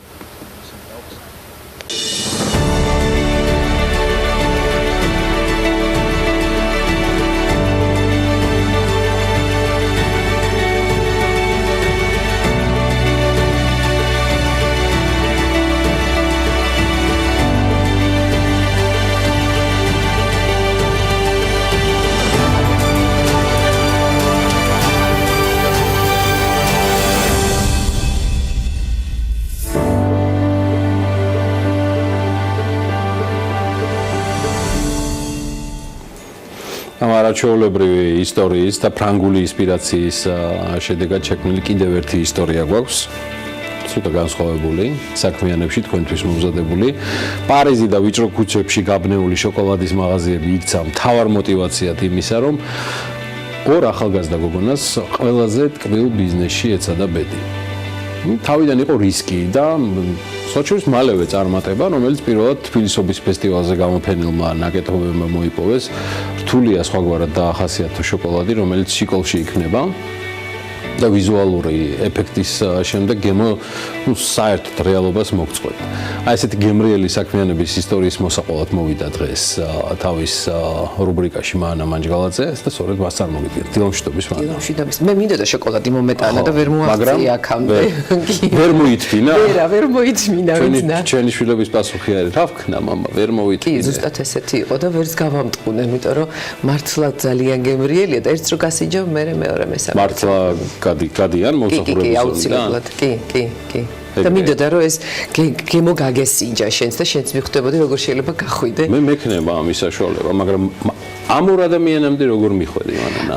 წლის ბოლო ხო არ გატკბობ შემთხვევით. იცი, შარშან ამ დროს აღმოვაჩინე მე ეს ორი ადამიანი ზუსტად ამ პერიოდში, წინა საახალწლო პერიოდი იყო, როცა მომიტანეს და მაჩვენეს და გითხრეს რომ აი გასინჯეთ და თუ მოგეწონებათ იქნებ შეგვიკვეთოთ და იცი, არ შევხედე სერიოზულად ამას. მიუხედავად ორივე ძალიან სერიოზული ადამიანი იყო, ძალიან მომეწონა ფიზიკურადაც ეს ორი გოგო, მათი დამოკიდებულებაც ყოფილს, ჩავთვალე რომ ნუ ხა იმდენი შოკოლადია ირგვლივ უკვე გამზადებული, რომ ეხა რატო ვიყიდო ხელნაკეთი აკაკეთებული რითია. და რომ დაგვიტოვეს ესენი და წავიდნენ, მე მახსოვს რომ მოგშვიდა ძალიან და ვერსად ვერ გავეით და გავსინჯე. მართლა ვერ მოვწყდი, მართლა არაჩვეულებრივი არომატები აქვს, მართლა არაჩვეულებრივი შემადგენლობით არის გაკეთებული და ვიზუალური მხარე ძალიან საინტერესოა ამ ყველაფრის. ას დავფიქრებულ ვართ, მაშინ აი კორპორატიული საჩუქრებისათვის ჩვენ ეს დაკვეთა გავუკეთეთ. და აი შეიძლება ითქვას, რომ ხა თლად მეკვლიე არ ყოფილვართ, მაგრამ ძალიან დიდი როლი ვითამაშეთ მაშინ, იმიტომ რომ ვისთანაც კი მივიდა, ყველა გამოგვეხმაურა და ყველა მათაც გამოეხმაუროთ, იმიტომ რომ ბევრი დამკვეთი წავიდა მათთან. პირველ რიგში აქ მნიშვნელოვანია ის, რომ ძალიან მაღალი ხარისხის შოკოლადისგან აკეთებენ ეს გოგონები აი ამ თავიანთ პროდუქტს. და აი ეს ხარისხი უნდათ რომ ბოლომდე შეინარჩუნონ. აი ერთი წელი გავიდა, მე გავსინჯე ისეთივე გემრიელია. უჭირავთ ხარისხი. კი, ეს არის მთავარი ამოცანა მათთვის. ფიქრობენ რომ ძვირადღირებული კი არის მათი შოკოლადი, მაგრამ ხარისხი არ დააგდონ. როგორ ახერხებენ ალბათ ცოტა ხანში. ეს არის ძალიან კონკურენტული ბაზარი. ეს არ არის მხოლოდ ადგილობრივი შოკოლადის დომინაცია, მეცაც გეტყვი, ორთავე ვიცით, ჩვენმა საქმიანმა მაყურებელმაც, რომ აქ უმძაფრესი არის უცხოური ნაწარმის დომინაციაც მათ შორის.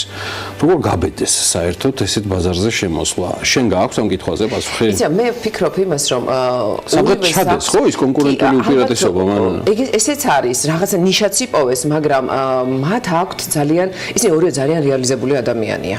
ორივე. ერთი ძველი პრეზიდენტის ადმინისტრაციის თანამშრომელი იყო, ერთ-ერთი სამსახურის უფროსი იყო, მეორე ბიპის კომპანიის წარმომადგენელია, შესაბამისად მათ სხვა სამსახურიც აქვთ, სადაც ისინი რეალიზებას და თქვა თავის რჩენასაც შეძლებენ. ეს ფაქტორი იყო, რომელიც მათ თქვა სიმშვიდეს აძლევდა. რაღაც კომფორტის ზონას ქმნის. ხო, რომ ამაზე არ იქნებოდნენ ისინი დამოკიდებულები, მაგრამ მათი სურვილი რომ რაღაც ეკეთებინათ და განსაკუთრებით ამ სფეროში ეკეთებინათ, ეს წამოვიდა იქიდან რომ ისინი კარგი კულინარები არიან. სახლში ამას აკეთებდნენ, თითქმის ყოველდღიური იყო და შემდეგ უკვე აი, ნუ ალბათ როცა გიყვარს და ინტერესი გაქვს რაღაცის მიმართ და იმაზე ფიქრობ, იმის აკვირდები რაღაცას, პარიზში ჩასვლის დროს მაღაზიები მართლა ვერ ჩაული, ხო?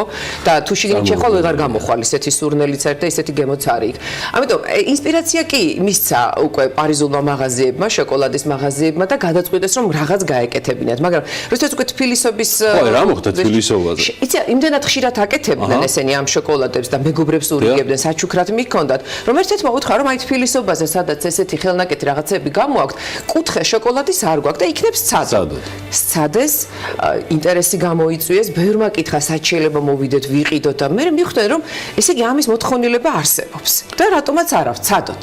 თუმცა არსებობს ერთი ნიუანსი, რაც თქვათ ჩვენი ბაზრისთვის და არის დამახასიათებელი. ჩვენ არა ვართ აქ შვეიცარია, სადაც შოკოლადის ესეთი კულტი არსებობს, არც პარიზი და არც ბრიუსელი თქვათ ქალაქებში, სადაც ესე არის მიმობნეული ეს პატარ-პატარა ხელნაკეთი შოკოლადების მაღაზიები და სახელოსნოები. ჩვენთან ეს არის უფრო სეზონური, ზამთარი და თქვათ აი ახლად შემოსული რაღაც სიყვარულის ვალენტინობის დღესასწაული, როცა უნდათ რომ რაღაცა კოცნის, ტუჩის ფორმის შოკოლადები აჩუქონ ხო შეყვარებულებს.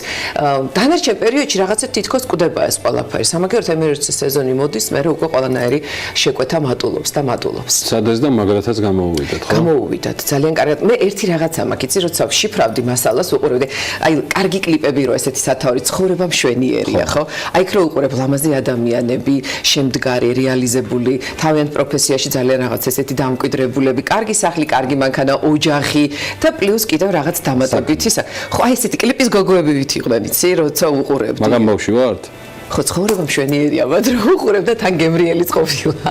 მანამ ანჯელაძის საქმიანები, ცხოვრება მშვენიერია? იცი, შოკოლადის გოგოები უფრო დავარქვი მე მათ.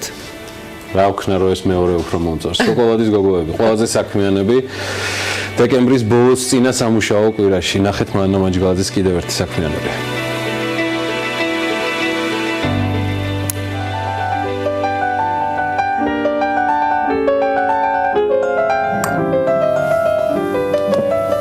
ბიზნესის იდეა ცოტა მერე მოვიდა. ჯერ დავიწყე უშუალოდ კეთება ამ შოკოლადის და სულ მაინტერესებდა როგორ ეს ტექნოლოგიურად ეს როგორ ხდებოდა. დილით ადრე ვდგებოდი სამსახურში წასვლამდე. ფაქტობრივად ექსპერიმენტებს ვაკეთებდი დილაობით და ყოველ დილით რაღაცას ვქმნიდი. მე მივდიოდი სამსახურში და ჩვეულებრივი სამუშაო დღე მქონდა. ადრე დილა მუსიკი და შოკოლადის სხვადასხვა სახეობის მომზადებით იწყებოდა. ჯერ მხოლოდ ოჯახის წევრებისთვის, მერე მეგობრებისთვის. მერე მათი ხელნაკეთი შოკოლადები თბილისობაზეც აღმოჩნდა. ბოლოს კი მეგობრების შოკოლადისადმი სიყვარულს პარიზმა სულ სხვა ინსპირაცია მისცა. შოკოლადის მაღაზიები ყოველთვის მაინტერესებდა ხოლმე, როდესაც სადმე მოგზაურობდი, იქ შევდიოდი და ძალიან დიდი ასორტიმენტი იყო და ყოველთვის ფიქრობდით ხოლმე, მე და თეაც ვიყავით ერთხელ ეს ერთად წასულები და იდეაც ესე რაღაცნაირად მაშინაც დაიბადა. ერთად ვიყავით საფრანგეთში და ესე ვიტრინასთან რომ დავდეგით და ვაიმე რა ძვირია და ეს მინდა და ეს ისე და მოდი ჩვენც გავაკეთოთ რომ ჩავალ. ახლა დილა მუსიკით და შიკოლის Facebook გვერდის დათვალიერებით შეკვეთების მიიღებით Instagram-ზე ახალი პროდუქციის დადებით იწყება. ეს ადრიანი დღის საქმეა, მე ყველაფერი რაღაც კარგი კლიპის სცენარივით არის. ოჯახების სამსახურები ერთი პრეზიდენტის ადმინისტრაციაში, მეორე კომპანია BP-ში, რეალიზებულები. სახლი, მანქანა და საკუთარი განსაკუთრებული გემოსა და სურნელის ბიზნესი შიკოლი. აი ახლა მაგალითად უცებ დაგვირეკეს გვინდა სასწრაფოდ 7 შეფუთვა.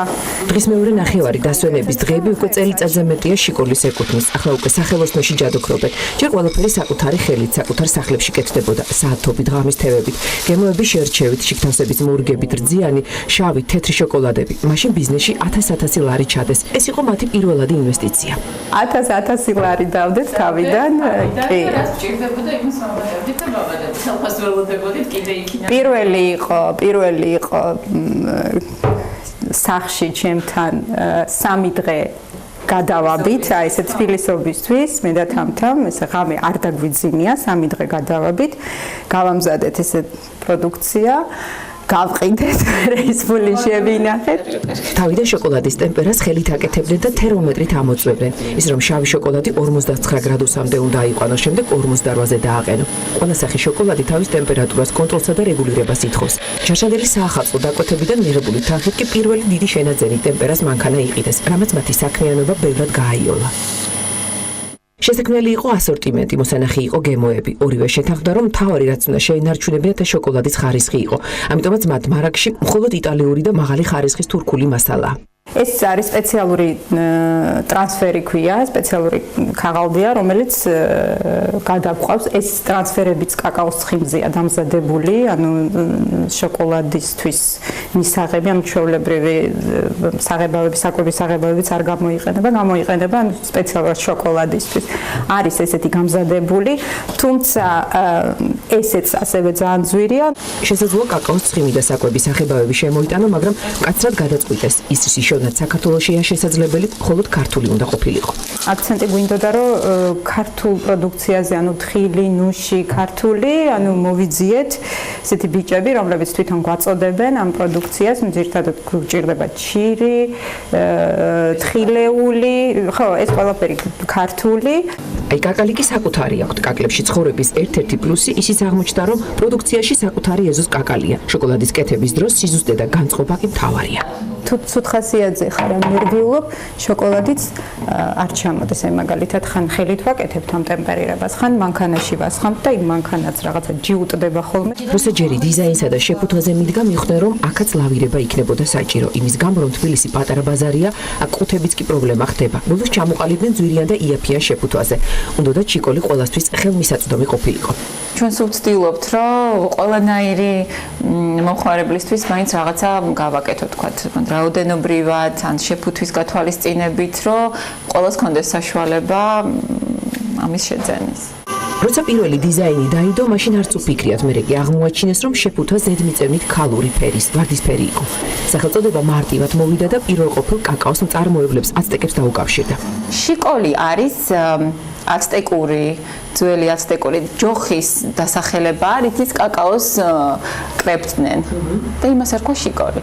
და იქიდან წამოვიდა სახელი და დავიღეთ. ნელ-ნელა გაფართოვდნენ, კონდიტერები აიყვანეს, სახელოსნო გააკეთეს მაღაზიას, თუმცა მიხვდა, რომ ჯერ ადრე იყო და დისტრიბუციასა და შეკვეთებზე გადავიდნენ. ახალი რეცეპტების ძიებაში არიან, სიახლე მუდმივად უნდათ რომ იყოს. ძირითად რეცეპტებს იმაშებით ვიღებთ აქიდან, მე არის კიდე რაღაცა, რომელიც რაღაც ინგრედიენტები შეიძლება არ იშოვებოდეს და მე რაღაცეებით ვანაცვლებთ მაგალითად. აი თქვათ უამრავი რაღაცაში გთავსები არის და ნუ მე ჩვენ აი რაღაცა ჩვენთვის სასურველი გამოგვყავს მე ამ იმიდან რეცეპტებიდან. თბილისი არც პარიზია, არც ბრიუსელი, სადაც შოკოლადის კულტია და სეზონი არ იცის. ჩვენში კი ეს უფრო სეზონურია. უფრო ახალ წელს უკავშირებ. თუ კი ახლა შეკვეთებს ვერ აუდიან, აქვთ ჩავარდნის თვეებიც, მაგრამ სულ ცდილობენ, რაც შეიძლება მეტი არჩევანი იყოს. სხვადასხვა შეფუთო, ახალი ფერი, ახალი ფორმა, ახალი გემო, მეტი ტუჩი ან მეტი ღიმილი. ახლა სეზონია, ბევრი კლიენტი შემოდის და გადის. უკვე ყავთ მუდმივი კლიენტები, ვისთვისაც დღესასწაულის სიხარულის საჩუქარი ყოველთვის შოკოლადთან ასოცირდება. TBC-ია, საქართველოს ბანკია, სოლო, აი ახლა ახალი დაწყებული გვაქვს. ასევე PSP გვიყვეთავს. თამთას და თეას ყველაფერი დაგეგმილი და გამიზნული აქვთ. მაინც ვერ იცილებენ გაპრეჭულ შოკოლადის მაღაზიაზე ფიქრს არიზილს რო ჩამოგავს. ჩვენი სურვილი იყო, რომ ქონოდა თბილისში ეს კარგ ადგილას ლამაზი მაღაზიას. აი ექსკლუზიურად თავისთვის აერჩია, აი ესა გვაქვს მიზანი და აი გვინდა რომ აი ამას მივახციოთ, რომ გქონდეს ჩვენი რაღაცა ისეთი ლამაზი გაბრანჭული მაღაზია. ისე მოხდა, რომ ცივილიზაციები, რომლებაც პირველად კაკაოსა და შოკოლადის მოთვინიერება შეძლეს, ისტორიის კუთვნილება დარჩნენ, ზოგიც დაიკარგა. ოლმეკები, მაიას ტომები თუ აცტეკები. შოკოლადი კი 3000 წელზე მეტი ასე მოგზაურობს, არც გემოს კარგავს და არც სურნელს.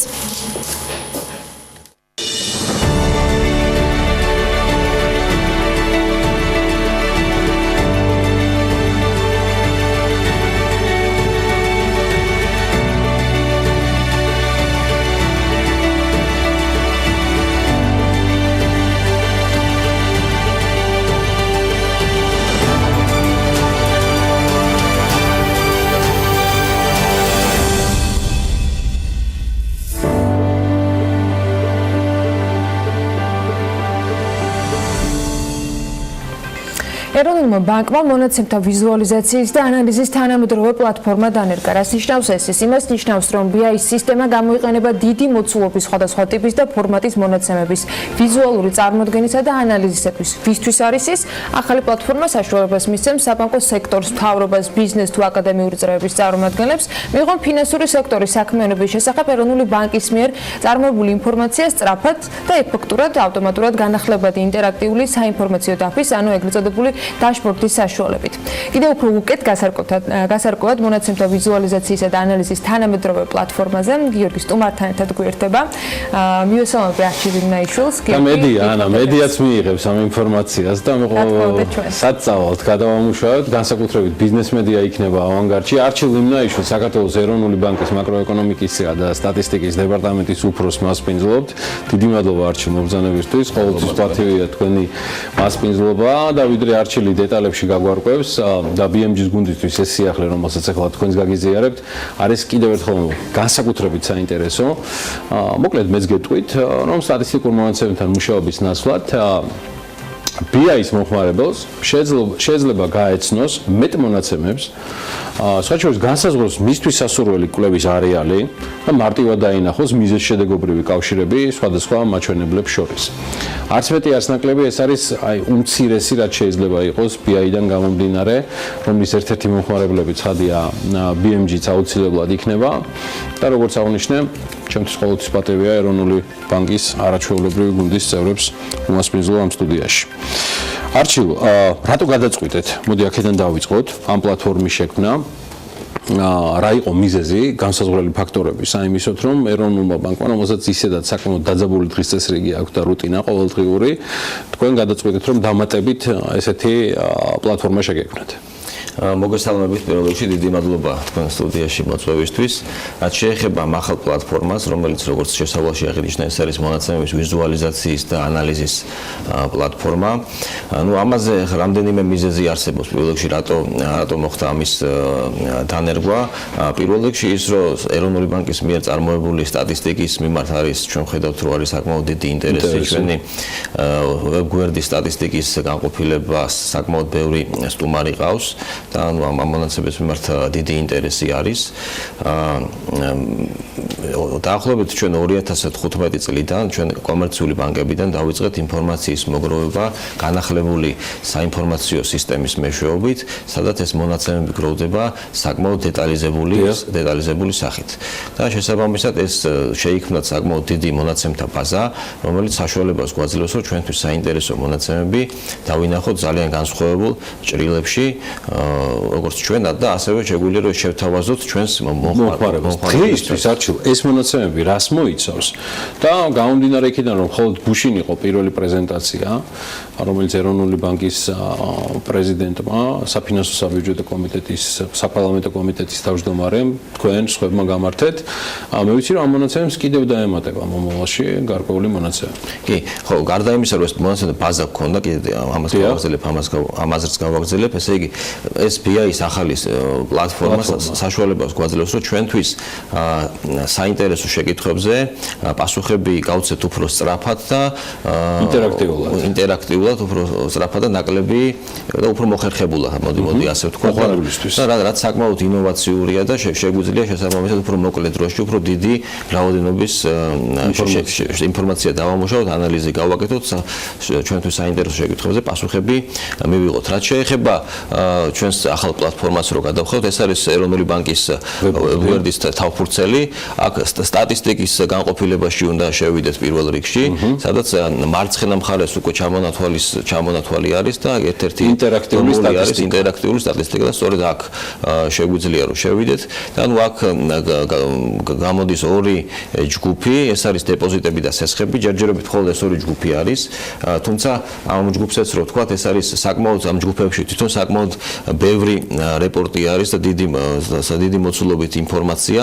ამ საბანკო სექტორის სტატისტიკაზე როცა ვლაპარაკობთ, დიდი უმეტესობა ამ საბანკო სექტორის სტატისტიკის სწორედ ეს არის სესხების და დეპოზიტების შესახებ ინფორმაცია. ამის გარდა ჩვენ რა თქმა უნდა ამ მონაცემთა ჯგუფებს დაემატება ასევე მონეტარული მიმოხილვაზე შესახებ ინფორმაცია, ასევე საგარეო სექტორის შესახებ ინფორმაცია, ფულადი გზავნილები თუ სხვა და სხვა.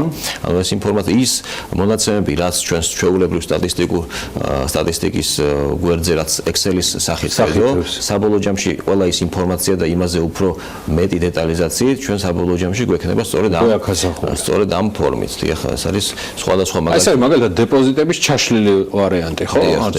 საუბარია ვადიან მოცულობებზე რანჟირების მიხედვით, საქმიანობის სახეებით. სხვადასხვა ჭრილებში მაგალითად აი სესხების ჩამონათვალში რო შევიდეთ, აქ არის რამდენიმე რეპორტი და ანუ შეგვიძლია მაგალითად ერთ-ერთი რეპორტი შევარჩიოთ, რომელიც არის სესხები ვალუტების მიხედვით, ეს არის მესამე რეპორტი, და აქაც ორ ოპციას გვაძლევს, რომ ჩვენ გვინდა რომ შევხედოთ მოცულობების ინფორმაციას ან ხელშეკრულების რაოდენობას თუ საპროცენტო განაკვეთებს. ამ შემთხვევაში შეგვიძლია აგვირჩიოთ მაგალითისთვის მოცულობები და გადავდივართ ახალ გვერდზე, სადაც ეს არის ესე იგი ვალუტების ძირითადი ინფორმაცია სწორედ დიაგრამაზეა გამოტანილი და ეს დიაგრამა გვჩენებს, რომ ვალუტების მიხედვით ბანკების საკრედიტო პორტფელი როგორ გამოიყურება. ვხედავთ, რომ ეს ლარი ამ შემთხვევაში გამოხატულია ლურჯი ფერით და უცხოური ვალუტა წითელი ფერით. ლარის წილი ვხედავთ, როცა განმავლობაში გვესდება, თუმცა მაინც ჯერჯერობით მაინც დოლარის წილი საკმაოდ მაღალია და ამას ლარიზაციას რასაც ვეძახით ჩვენ. აქ მარჯვენა მხარეს არის სხვადასხვა ფილტრები, რომელიც შეგვიძლია გამოვიყენოთ თუ გსურს, რომ უფრო დეტალურად შევხედოთ ეს ლარის და დოლარის ჭრილში სხვადასხვა ტიპის სესხებს. მაგალითად, სამომხმარებლო სესხების უპირველი მაუსის დაკლიკებით, ანუ ეს იფილტრება და მხოლოდ სამომხმარებლო სესხები გამოდის ვალუტების ჭრილში და აქ ხედავთ, რომ ლარის სესხები, ძირითადად სამომხმარებლო სესხები ლარში არის. დიახ. ასევე შეგვიძლია მოვნიშნოთ მეორე სესხების მეორე კატეგორია, უძრავი ქონების შესაძენად და რემონტისთვის გაცემული სესხები, მოკლედ რო ვეძახით იპოთეკურ სესხებს. აქ მაგალითად ხედავთ, რომ დოლარი უცხოური ვალუტის დომინაცია და დოლარიო თქვენ ახსენეთ, ანუ ზემოთ ფილტრი ჩვენ შეგვიძლია უფრო დეტალურად შევხედოთ უცხოური ვალუტები დეტალურად დავაჭიროთ და დავინახავთ, რომ ძირითადად დიახეს დოლარია, თუმცა ეს ბოლო თვეებში ჩვენ ხედავთ, რომ კი ევროსესხები საკმაოდ მზარდი არის. და ნუ ამის მაგალითად მიზეზი რა არის, თუ გვინდა რომ დავინახოთ, შეგვიძლია მაგალითად მეორე გვერდზე გადავიდეთ, სადაც არის უკვე საპროცენტო განაკვეთების სტატისტიკა და საპროცენტო განაკვეთების სტატისტიკაში პირველ რიგში საპროცენტო განაკვეთებს რო ვაკვირდებით, ხო, ამ შემთხვევაში მნიშვნელოვანია ნაკადებს შევხედოთ და არა ნაშთებს, რადგანაც იმიტომ რომ დინამიკას უფრო კარგად აჩვენებს. და შესაბამისად ნაკადების მონიშნით მხოლოდ ნაკადები გამო ასევე იგივე ფილტრები რო გამოვიყენოთ, ხო, მაგათ უძრავი ქონებს ისე იპოთეკურ სესხებს რო დავაჭიროთ, აქ გამოჩნდება რომ საკმაოდ დიდი სხვაობა 12% თუ არის ლარის სესხებზე, უცხოური ვალუტის სესხებზე ეს არის 5-6% და უფრო დეტალურად რო ჩავშალოთ, ხო, უცხოური ვალუტა, ამ შემთხვევაში გამოჩნდება რომ აი ეს ლურჯი ხაზი არის სწორედ ევროში სესხები. ანუ ეს რატო იზრდება ევროში სესხები, იმიტომ რომ ბოლო პერიოდში გაჩნდა ძალიან დაბალპროცენტიანი ევროს სესხები, რამაც გაზარდა მოთხოვნა ამ პროდუქტებზე და დაახლოებით აი ესეთი ტიპის ანალიზი შეგვიძლია ჩავატაროთ. არჩილ, მოდი ჩავშალოთ ჩვენი საუბრისას ესეთი ვარიანტი. ბენეფიციარები BIS. აი ვინ შეიძლება იყოს მიუხედავად პროლოგში ნახსენები ანას და ჩემს მიერ რამდენიმე მიმართულებისა. ვისთვის აკეთებთ ამას ყველაფერს? გამომდინარე იქიდან, რომ მოთხოვნა იოლად ნახეთ თქვენს ვებზე.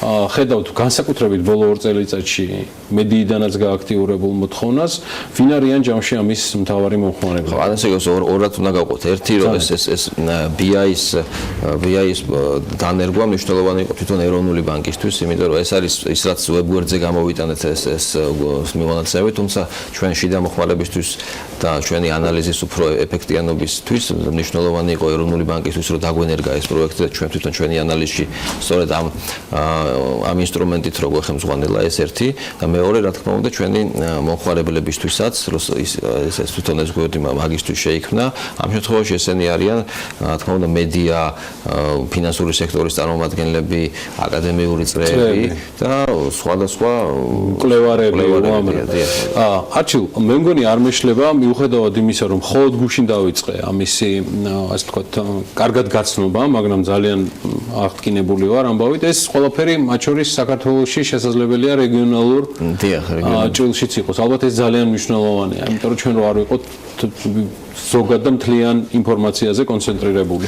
და ესეც მოახერხეთ თუ ვստები. ხო, აი თუ გინდა მოცულობებზე რო გადავიდეთ, მოცულობების სტატისტიკაზე რო გადავიდეთ და ჩვენ ხო პრინციპში მარტო იპოთეკურ სესხებს რო შევხვდეთ, აქ გვაქვს ინტერაქტიული რუკა, რომელიც ესე იგი რაც უფრო მუქია რეგიონი, ეს ნიშნავს რომ უფრო უფრო მეტი მოცულობის სესხების ათვისება თუ რა არის? ხო, ამ შემთხვევაში თუ სესხებს უყურებთ, რაც არის რა მონაცემიც არის გაფილტრებული, ეს არის სესხები ვალუტების მიხედვით. თან იპოთეკა გვქონე, ხო? ხო, იპოთეკური სესხები სწორედ ყველაზე მეტად. პრინციპში ნებისმიერი სხვა სესხები ჩვენ ვიცით, რომ ფინანსური შუამავლობის 90% თუ მეტი არა დედაქალაქში თბილისში ხდება, თუმცა მაინც მნიშვნელოვანია, რომ რა ტენდენციები გვაქვს ჩვენს რეგიონებში, იმას რომ დავაკვირდეთ, ასევე შესაძლებელია, რომ მონაცემები გქონდეს რეგიონების ჭრილში. მაგალითად, შეგვიძლია დავაჭიროთ კახეთის რეგიონი მოვნიშნოთ და ნუ აქ ხედავთ, რომ თლიან საქართველოსთან შედარებით ლარის იპოთეკური სესხების წილი ცუდად გამოიყურება. უფრო მეტია. თუმცა რა თქმა უნდა მოცულობაში ეს გაცილებით ნაკლებია ვიდრე თბილისში და მთლიანად საქართველოში. ასევე შეგვიძლია მოვნიშნოთ მაგალითად გინდათ სამცხე ჯავახეთი. ხო, ან აქაც დაახლოებით მსგავსი სურათია, ან იმერეთი შეგვიძლია მოვნიშნოთ სამეგრელო. ასე შემდეგ, ანუ რეგიონების ჭრილშიც ნებისმიერი ინფორმაცია ის რაც ამ გვერდზე არის განთავსებული, შეგვიძლია ასევე რეგიონების ჭრილშიც დავაკვირდეთ. შეგვიძლია თუ არა წინასწარ ეს ჩემი ბოლო კითხვა აქვს, პირდები, დავაანონსოთ გაქვთ თუ არა უკვე მოსაზრებები რის დამატებას აპირებთ BIS-ზე? ხო, რა თქმა უნდა, ეს როგორც უკვე აღნიშნე, პირველ რიგში ეს იქნება ალბათ მონეტარული მიმოხილვები, ცენტრალური ბანკის ბალანსი და ასევე კომერციული ბანკების ბალანსი ანალიტიკური წარმოდგენით, ასევე იქნება საგარეო სექტორის სტატისტიკა, რომელიც არის ფულადი გზავნილები, ემატება საგადასახდელო ბალანსის სტატისტიკა და საგარეო ვალის და ასე შემდეგ. დიდი მადლობა არჩილ. მადლობა თქვენ. ახალწელს მადლობა მოგზაურობისთვის. არჩილ ნაიშვილი ეროვნული ბანკის მაკროეკონომიკისა და სტატისტიკის დეპარტამენტის ხელმძღვანელი გსტუმრობდა საქმიანი დილაში. სტუმარს გავაცილებთ და სულ მადლ დაგიბრუნდებით შემდეგი თემით. ამინდის პროგნოზის სპონსორია SEU დეველოპმენტი.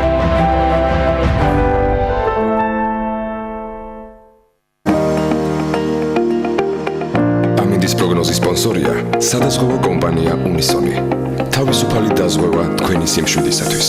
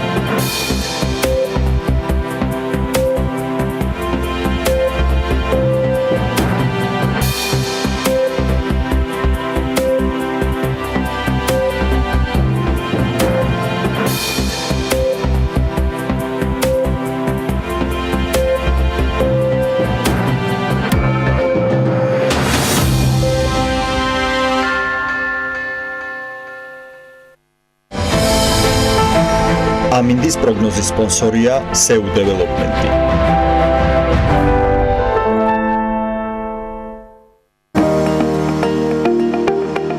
ამინდის პროგნოზის სპონსორია სადაზღვევო კომპანია უნისონი. თავისუფალი დაზღვევა თქვენი სიმშვიდისათვის.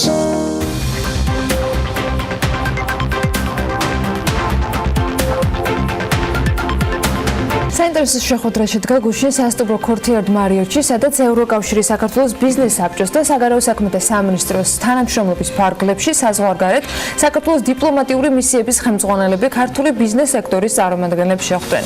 ქართული დიპლომატები და ბიზნესმენები უცხოური ინვესტიციების მოზიდვის და უცხოელ პარტნიორებთან სავაჭრო ეკონომიკური თანამშრომლობის განვითარების პერსპექტივაზე საკმაოდ დიდი ხნის განმავლობაში მსჯელობდნენ.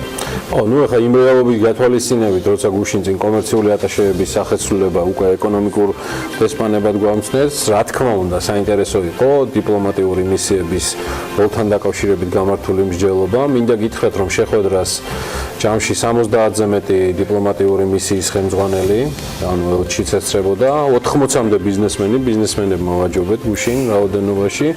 ახლა ეს სტუდია გუშინ ღონისძიებაზე დამსწრებს ყოველას ვერ დაიტევდა, ხო და ამიტომ გადავწყვიტეთ აქ უმასპინძლოთ გუშინდელ მასპინძელს და ორგანიზატორს ზვია ჭუმბურიძეს, ევროკავშირ საქართველოს ბიზნეს საბჭოს გენერალურ დივანს, რომელმაც გამართა აღნიშნული შეხვედრა. ბატონ ზვია, დიდი მადლობა მობრძანებისთვის. და ჩვენთან ერთად არის ასევე გიორგი სვანიძე, იგი ჯეოლაივის დამფუძნებელია. გიორგი გუშინდელ შეხვედრას ცხადია ესწრებოდა, მისთვის ექსპორტი პრიორიტეტული დღე პირველიდან იყო, ამიტომ ცხადია ჩვენს დღევანდელ მასპინძლობასაც ვერ გამოაკლდებოდა. დილამშვიდობის და მიხარია რომ ხართ ჩვენთან ერთად. დიდი მადლობა მოგწანებისთვის. ბატონ ზვია, მოდი ესეთი დავიწყოთ. მიუხედავად მართლა გადაღლილი აუდიტორიისა, გუშინ მაინც 2-3 საათის განმავლობაში მიდიოდა დეტალური მსჯელობა, საკმაოდ საინტერესო ინტერაქცია კერძო სექტორს და დიპლომატებს შორის. რამდენად აიღებს სამომავლოდაც, მე ვიცი ამაზე პასუხი, იმიტომ რომ მე უსმენდი თქვენ გამოსვლასაც, სხვების პრეზენტაციებსაც, UGBC მომავალში ამგვარი ფორმატის მუდმივად დამკვიდრების პრაქტიკას, თან გამომდინარე იქიდან, რომ თქვენ აქტიური კონსულტაციები ქონდათ ამ თემაზე საგარეო საქმეთა სამინისტროსთან. გიორგი, დიდი მადლობა მოწვევისთვის, დილამშვიდობისა ჩვენ მაყურებელს. პირველ რიგში მინდა აღვნიშნო, რომ ესეთი ტიპის შეხვედრა პრაქტიკულად პირველად გაიმართა. ისიც მინდა აღვნიშნო, რომ ევროკავშირის საქართველოს ბიზნეს საბჭო რეგულარულად თანამშრომლობს საგარეო საქმეთა სამინისტროსთან და არა მარტო საგარეოსთან, სხვადასხვა უწყებებთან. ჩვენ შევთანხმდით, რომ გვეცადა ეს ფორმატი. ჩვენ მკითხეთ კიდეც ელჩებს, ბიზნესმენებს, თუ ეს ფორმატი მისაღები იქნებოდა ყოველწლიურად, რა თქმა უნდა, კარგია თუ ესეთი შეხვედრა გაიმართა, მაგრამ ისიც თქვით, გიორგი, რომ შესაძლებელია ფორმატი ვცვალოთ. ყოველ წელს რაღაც ახალი შევთავაზოთ. ეს იქნება თქვათ, არ არის გამორიცხული, შეიძლება ბატონ გიორგი სვანიძესთან ჩასვლა და იქ გამართვა რაღაც დავარქვათ ესეთი შეხვედრის ბიზნესის, ან რომელიმე საწარმოში, სადაც შეიძლება პარალელურად აი რაღაც ესეთი საით ვიზიტიც გამოვიდეს, როდესაც შეიძლება რომ თქვათ იგივე ჯეოლაივის ამბასადორია. ხო, აი ესეთი ვარიანტი და მე ვფიქრობ, რომ იცით რა არის მეტი ჩართულობა ელჩების ქართულ ბიზნესში. მე გახდით არაერთ გზის ელჩი ჩვენი ქვეყნის და პირდაპირ გეტყვით, მე ვიღებდი რა თქმა უნდა რეგულარულად ინფორმაციას სამინისტროებიდან, მაგრამ ეს იყო მშრალი ციფრები. მაგრამ მე არ მქონდა წარმოდგენა თუ ადგილზე როგორ ვითარდება ბიზნესი და თქვათ რა პერსპექტივები გააჩნია ნებისმიერ დარგს და სექტორს. აქედან გამომდინარე, ეცით რა არის, მე ვფიქრობ, რომ ეს ელჩებისთვისაც ძალიან საინტერესოა, ვინაიდან სრული ინფორმაცია მიიღო პირდაპირ ბიზნესში. მოასწრეს თუ არა მონაწილეებმა შეხვედრის, როგორც საჯარო, ასევე კერძო სექტორიდან გულისხმობ დიპლომატებს და ბიზნესმენებს, შეხვედრის შემდეგ თქვენთვის გაეზიარებინათ, რამდენად მნიშვნელოვანი იყო მათთვის ეს შეხვედრა, რაიმე უკვე ხომ არ შედგა, გარკვეულწილად შედეგებზე შეგვიძლია თუ არა საუბარი. იცით რა, პირველი რაც დაადასტურეს და ეს არ იყო უბრალოდ რაღაც ერთგვარი, იმიტომ რომ ისინი ჩემი კოლეგები არიან, მეგობრები არიან, პირდაპირ თქვენს რომ მიუხედავად გადაღლილობისა, იმიტომ რომ თქვენ იცით რომ დილის 9 საათიდან პრაქტიკულად პრაქტიკულად მთელი დღე ელჩები ჩართული არიან აი ამ სხვადასხვა ტიპის შეხვედრებში.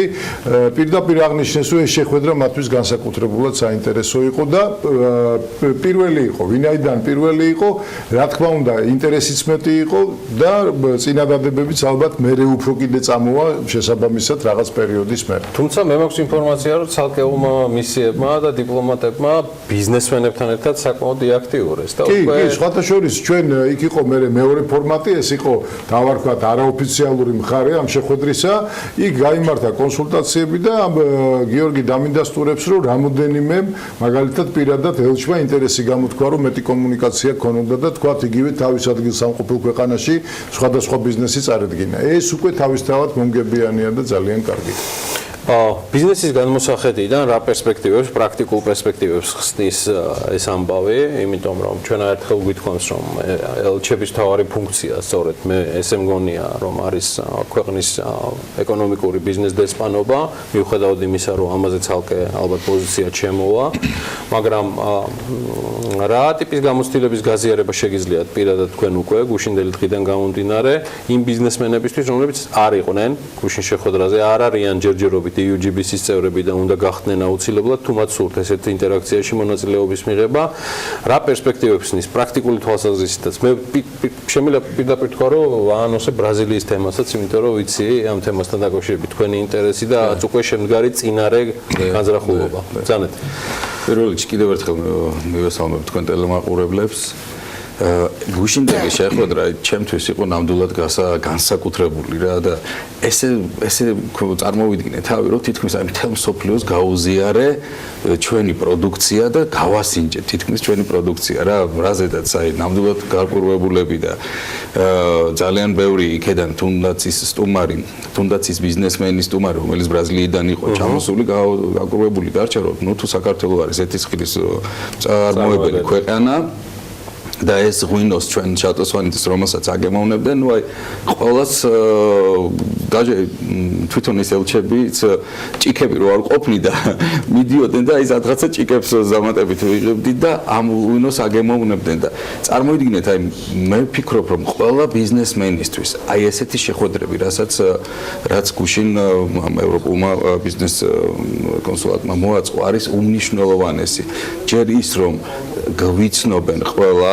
მეორე ის რომ გუშინ მოხდა ისეთი რამე რომ თითქმის 12 ქვეყანასთან 12 სხვადასხვა ქვეყანაში ჩვენ დავგეგმეთ ვიზიტი იმ ქვეყნებში გამოფენა რა დრო არის ეს ჩავინიშნეთ ესე იგი თითქმის მთელი წლის პროგრამა გუშინდელი ერთი დღის შეხვედრაში გამოიკვეთა და ჩამოყალიბდა რაზედაც აი უდიდეს მადლობას ვუხდი რა და მე ვფიქრობ ესეთი შეხვედრები ძალიან ბევრი უნდა მოეწყოს იმიტომ რომ ბიზნესმენისთვის რომელიც ექსპორტზე მუშაობს მისი დაყრდნობის წერტილი ერთადერთი არის ის ელჩები რომლებიც არიან საზღვარგარეთ და იქ იქნება პრობლემა იქ რაღაცა ის არის ყოველთვის ჩვენი იმედი არის იმ ქვეყნის ელჩი და წარმოიდგინეთ ეს ყველა ელჩი იყო ერთად გაერთიანებული და დღეს გუშინ მარტო პრობლემაზე კი არა ჩვენი პროდუქტის განვითარებაზე იყო საუბარი და რაზედაც აი ამბასადორული წელიწადში ერთხელ ნუ აი ძალიან დიდი მონდობის ხელშეწყობაში ალბათ მაქსიმუმ ორჯერ შეიძლება ამდენი ელჩი ერთნაირად შეიკრიბოს თავიანთ სამშობლოში თქვენთვის ის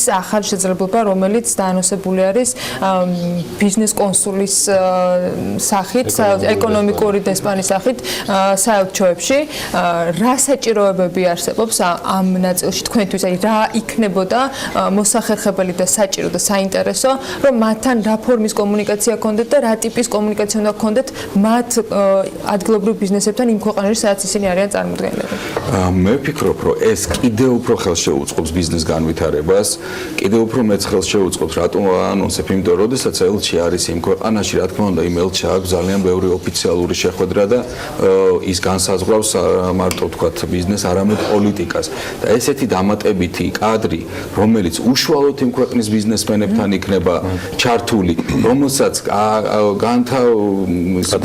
გათავისებული ექნება და იცის უკვე საქართველოს ექსპორტი, საქართველოს ბიზნესის დაინტერესება, მე ვფიქრობ, რომ ეს ზუსტად ის ხიდი იქნება, რომელიც გაცილებით უფრო მეტად ხელს შეუწყობს ჩვენ ბიზნესს. ბატონო ზვიად, ეს წლევანდელი წლის მიწურულს, მაგრამ რაც ბატონმა გიორგიმ ბრძანა, UGBC-საც მე ვიცი, რომ გაწერილი აქვს საკმაოდ სერიოზული გეგმები 2019 წელს. ძალიან მოკლედ 2018-ის დასკვნით ეტაპთან დაკავშირებით და ასევე თქვენს გეგმებზე 2019-ისთვის. იცით რა, პირველ რიგში ის რომ 87 წევრი კომპანია გვყავს და წელს 20 კომპანია დაემატა ევროკავშირ საქართველოს ბიზნეს საბჭოს, ეს აშკარად მეტყველებს, რომ ბიზნეს ჭირდება ყველა მიმართულებით მხარდაჭერა. ეს არის ერთგვარი კარგი გაგებით ლობირება ჩვენი ბიზნეს ასოციაციიდან, იცით რომ ეს არის ერთადერთი ევროპული ბიზნეს ასოციაცია საქართველოში. ჩვენ გვაქვს ტრიბუნა ინვესტორთა საბჭოზე, სადაც პრემიერ-მინისტრი გახლავთ თავმჯდომარე, ასე რომ ნებისმიერი საკითხი, რომელიც ბიზნესს ტკივა და თქვა პრობლემატურია, ჩვენ ეს შეგვიძლია პირდაპირ მივაწოდოთ მთავრობას. და რაც მთავარია, 2018-ში ბევრი საინტერესო საკითხი შესრულდა. პირველი ის, რომ სულ ერთი კვირაა დავაფუძნეთ საინტერესო კონსორციუმი, რომელიც ენერგოსაკითხებზე იმუშავებს, ორი მიმართულებით, ეს არის შავ ზღვაზე კაბელი, რომელიც მე ვფიქრობ, რომ იქნება ძალიან საინტერესო პროექტი, მაგრამ ჯერჯერობით არის pre-feasibility studies მომზადების პროცესი. ჩვენ ახლა ვენაში შევხვდით რამოდენიმე ენერგოკომპანიას, მათ შორის კომპანია პოირს, რომელიც ევროპაში ერთ-ერთი წამყვანი ენერგოკომპანია არის, აი ამ მომზადების და თქვათ მენეჯმენტის სახით და ვფიქრობ, რომ უახლოეს პერიოდში ისინი ჩამომზადებიან სადღაც იანვრის ბოლოს და ჩვენ გავაფორმებთ თანამშრომლობის მემორანდუმს. ასევე ენერგოსტორიჯი, რომელიც ამ პროექტში შედის, ეს არის მე ვიტყოდი ძალიან საინტერესო თემა, პრაქტიკულად ჩვენ რეგიონში ესეთი ენერგოსტორიჯი არ არსებობს. ეს საკმაოდ ძვირიანი და საკმაოდ რთული მე ვიტყოდი პროექტი არის, მაგრამ ნახოთ, ჩვენ მცდელობა გვაქვს რომ ეს განვახორციელოთ. აგრეთვე მინდა აღვნიშნო, რომ აი ახლა სულ ახლახან 2018-ში ჩამოვაყალიბებთ ბიზნეს დავების მონიტორინგის კომისია, რომელიც უზენაესთან სულ აი ზუსტად გუში მქონდა კონსულტაციები დილით და მივიღებთ სრულ ინფორმაციას თუ რა ხდება ბიზნეს დავების თვალსაზრისით, რომ შეგვეძლოს ერთგვარი მონიტორინგი გავაკეთოთ და ვთქვათ, არის წინსვლა ამ ხრივ თუ არა. ვინაიდან ეს არის ძალიან მტკივნეული, ძალიან მნიშვნელოვანი თემა და თუ გვინდა რომ ქვეყანა განვითარდეს და ბიზნესი განვითარდეს, სასამართლო უნდა იყოს ძალიან მოტივირებული და არა მარტო სასამართლო, სახელმწიფო და ერთობლივად უნდა გაკეთდეს ისე, რომ ბიზნესს არ გაუგზელდეს ბიზნეს დავების პროცედურა, იმიტომ რომ ეს არის კატასტროფულად მძიმე მათთვის. და მესამე, რამოდენიმე თემა იყო, რომელიც ჩვენთვის ძალიან საინტერესო არის, ეს იყო ის, რომ პოლონეთში გავმართეთ ჩვენ ბიზნეს ფორუმი 2018 წელს. პრაქტიკულად შეიძლება ითქვას, რომ იქიდან ველოდებით სადღაც წლის პირველ ნახევარში ასევე პოლონურ ჯგუფს და პოლონეთთან მუშაობა არის ძალიან მნიშვნელოვანი და საინტერესო, ვინაიდან ეს არის დიდი ბაზარი საქართველოსთვის. მარტო რიგი კომპონენტები რო ავითვისოთ პოლონეთში, ჩათვალეთ, რომ ჩვენი პროდუქციის, რასაც ვაწარმოებთ, 80% მარტო პოლონეთი წაიღებს.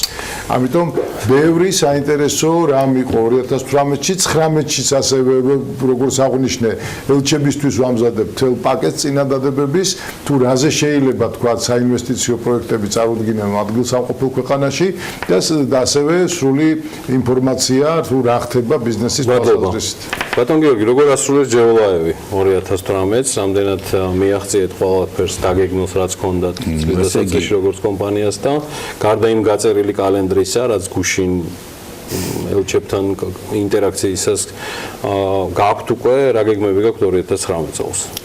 ესე იგი 2018 წელი განსაკუთრებით კარგად ჩაიარა ჩვენთვის, ეს იყო ბაზრის 100%-ით დამატებით ბაზრის ათვისება. წელს მოსავალი მივიღეთ თითქმის ძალიან კარგი წელი იყო თვითონ ბუნებრივად და მოსავალი მივიღეთ ორჯერ მეტი, 100 ტონაზე მეტი გადაჭარბა, რასაც თქვა ველოდებოდით. ძალიან წარმატებული იყო ჩინეთთან მოვაწერეთ ხელი ძალიან დიდ კონტრაქტს და რაც გვაძლევს იმის საშუალებას რომ წელს საპარტნიორო ფონდთან ერთად 1000 ჰექტარი დამატებით დავრგოთ და 1000 ჰექტარის დამატება უკვე საქართველოში ჩვენი კომპანიის უმნიშვნელოვანესია. პარალელურად რაც ყველაზე მნიშვნელოვანია და რასაც ჩვენ გვინდოდა მიგვეღწია ზეთისხილის კულტურისთვის საქართველოში, ეს არის თვითონ ფერმერებმა, გლეხებმა ყველამ დაიწყო ზეთისხილის დარგვა და ეს არის მე მგონი უმნიშვნელოვანესი, რომ ცოტა ხანში საქართველოს იქნება ერთი როგორიც არის თქვათ, მე დარწმუნებული ვარ და აი პირდები და ჩვენ მოგვექნება რამოდენიმე წელიწადში შეგვიძლია ეს დღევანდელი დღე გავიხსენოთ, რომ თხილსაც და ყურძენსაც ზეთისხილი ნამდვილად გადააჭარბებს, იმიტომ რომ არის 1000 წლიანი შემოსავალი, არ ჭირდება იმდენი შრომა, როგორც ვენახს თქვა და როგორც თხილს, მაგრამ შემოსავლის თვალსაზრისით უფრო მეტი მოგებას იძლევა თქვა 1 ჰექტარზე ესეთი სხილი, ვიდრე ეს დანარჩენი სხვა კულტურა. დარქივებულია. გიორგი, შეიძლება ერთი ფრაზა მოკლედ, ძალიან მოკლედ. აი ესეთ კომპანიებს და გიორგი სვანიძეს გაცილებით მეტი სახელმწიფო მხარდაჭერა. პირველ რიგში მე არ ვიცი როგორ ხდება ეს პროცედურულად, მაგრამ ერთლარად იქნება ეს თუ ხუთლარად, მას უნდა გადაეცეს ის მიწა, რომელიც სახელმწიფო მფლობელობაშია, იმიტომ რომ გაფართოვდეს ბიზნესი და რა თქმა უნდა ინფრასტრუქტურა. იმიტომ რომ კიდევ ვიძახი, ერთადერთი გზა ამ ქვეყნის აი ამ ძიმე, მე ვიტყოდი ძიმე ეკონომიკური ვითარება გვაქვს. ჩვენ მარტივი ვითარება ნამდვილად არ გვაქვს, მოსახლეობა არის ღარიბი და სირთულეები არის. ერთადერთი გადარჩენა არის სწორედ აი ესეთი ბიზნესმენებისთვის და ესეთი კომპანიებისთვის მხარდაჭერა. ასე რომ ეს სახელმწიფო ინტერესშიც უნდა იყოს, რომ გიორგი სვანიძემ გააფართოვოს და 450 ჰექტარი კი არა, რატო 5000 ჰექტარი არ უნდა კონდეს მას, როცა ორი მნიშვნელოვანი კომპონენტი იქნება კახეთში, ღვინო, ყურძენი და ზეთისხილი. ორივე არის ისტორიული, თუ ესე ვიტყოდით, ჩვენი რაღაცა წინაპრებიდან დაწყებული რაღაც განსაკუთრებული პროდუქტი. მადლობა მეგობრებო, უღრმესი მადლობა ზვიად ჭომბურიძეს, ევროკავშირის საქართველოს ბიზნეს საბჭოს გენერალურ მდივანს და გიორგი სვანიძეს, კომპანია ჯეოლავის დამფუძნებელს და მართლ პარტნიორს. მცირედი რეკლამა და სულ მალე TBC ბანკის გენერალური დირექტორის მომადგილე თორნიკე გოგიჩაიშვილი საქმიანი დილის პირდაპირ ეთერში.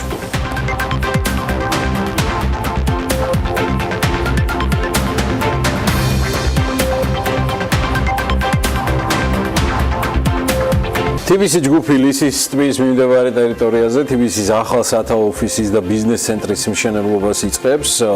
26-ე იუბილეზე გქონდა ამაზე საუბარი. ცოტა იუბილესაც დავასწარე ვიჩქარე, იმიტომ რომ ხელში ჩამივარდა ის საოცარი რენდერები და ეგ იყო მიზეზი, სხვა არაფერი. იუბილეზე ჯგუფისთვის კიდევ ერთი ახალი ეტაპის დასაწყის საფუძველი ამ სიტყვის პირდაპირ მნიშვნელობით ჩაეყარა 13 ჰექტარ ტერიტორიაზე გაშენებული კომპლექსი 2000 თანამშრომელზეა გათვლილი. მე როცა TBC-ში ვმუშაობდი 32 კაცი ვიყავით ჩემიანად.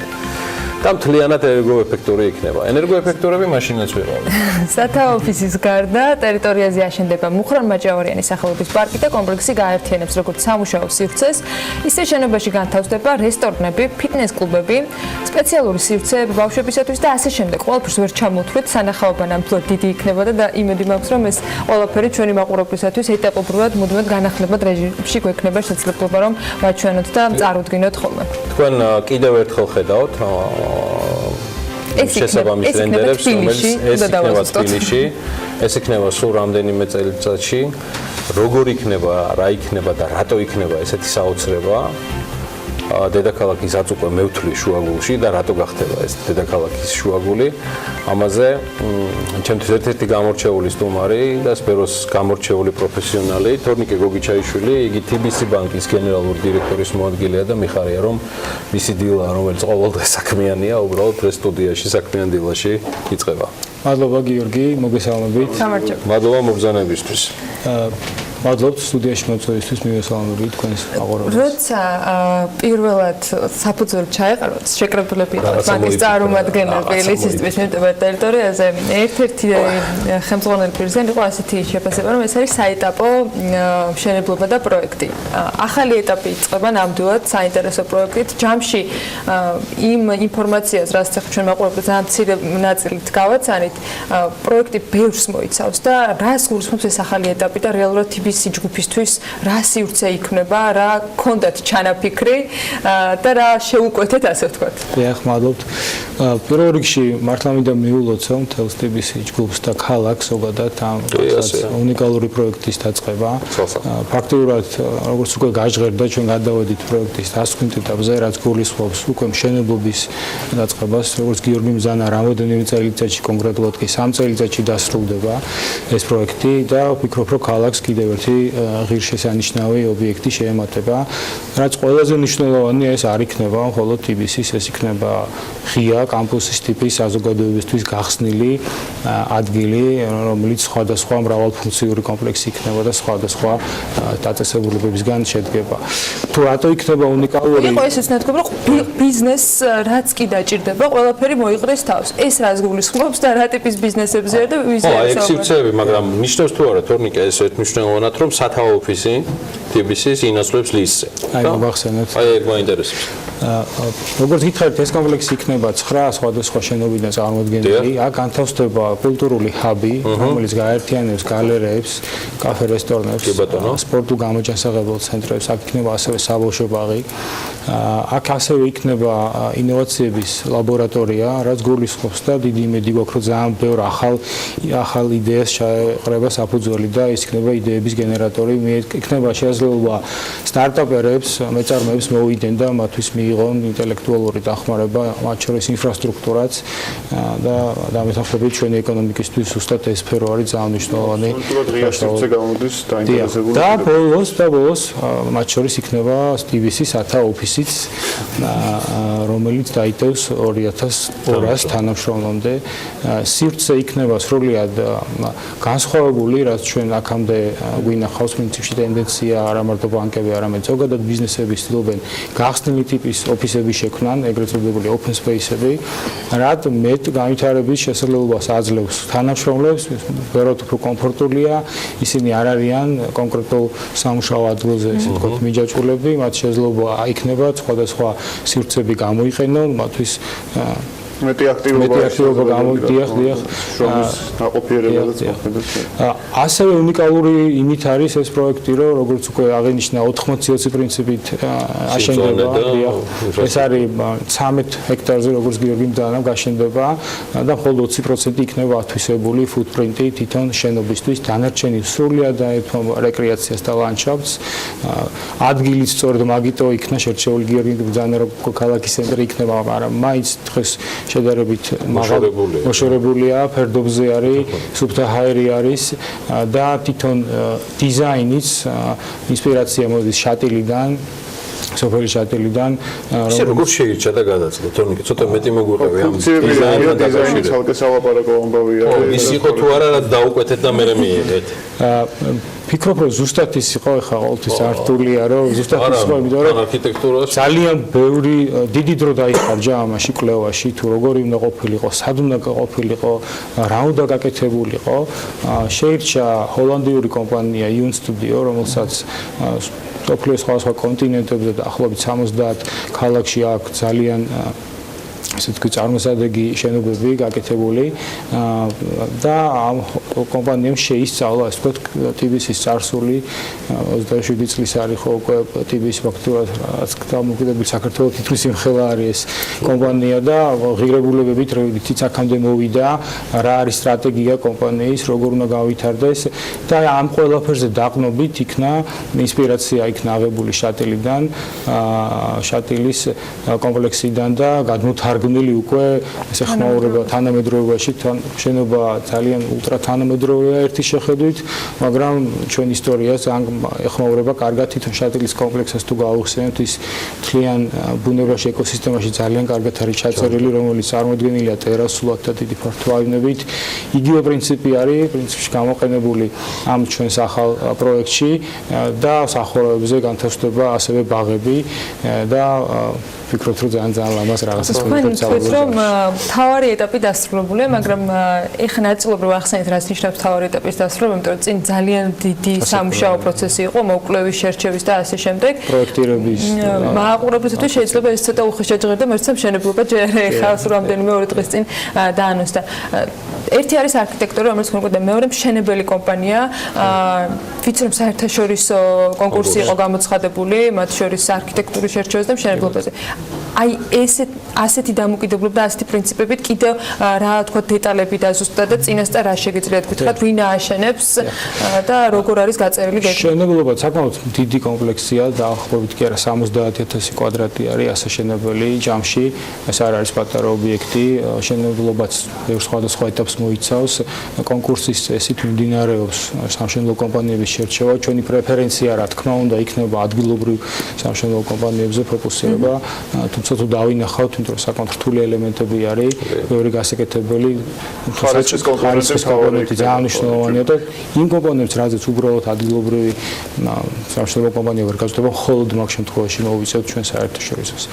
რაც შეეხება სამშენებლო ელემენტები ვახსენე და აუცილებლად ვფიქრობ უნდა ვთქვა, რომ ეს ობიექტი ამავდროულად იმითი არის უნიკალური, რომ ის არის ეკომეგობრული. რას ნიშნავს ეს ეკომეგობრულობა? აქ იქნება ისეთი კომპონენტები გათვალისწინებული, მაგალითად წყლის ეფექტური გამოყენება, რომელიც ტექნიკურ წყალს შეაგროვებს, ფილტრაციას გააკეთებს და ხელახლა გამოიყენებს. აქ ფასადზე განთავსდება ეგრეთ წოდებული სოლარ პანელები, რომელიც მზის ენერგიას უზრუნველყოფს შენობისთვის. აქ იქნება ინტერაქციული ფონტანი და მრავალი სხვა ისეთი კომპონენტი, ჭკვიანი განათების სისტემები და ასე შემდეგ. ექსკურსია ადგილი იქნება. დიახ. ანუ არქიტექტურული ნაწილითაც ახალი სიტყვა არის და პრინციპში რაც გვჭირდება ქვეყანაში. და ამ ყველაფერს ჩვენ ვიღებთ დასრულებული სახით 3 წელიწადში. დიახ. დარწმუნებული ვართ, რომ 3 წელიწადში ამ ყველაფერს შეძლებს. 3 წლის შემდეგ დაიწყება გადაბარგების ნაწილი, ასე ვთქვათ, თუ ეტაპობრივად? არა, რომ დასრულდება ობიექტი 3 წლის შემდეგ, სრულად გვაქვს გახსნა კონდეს.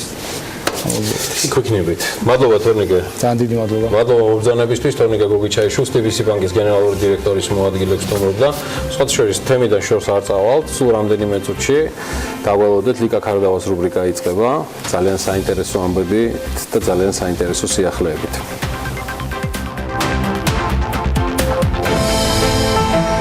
ამინდის პროგნოზის სპონსორია SEU დეველოპმენტი.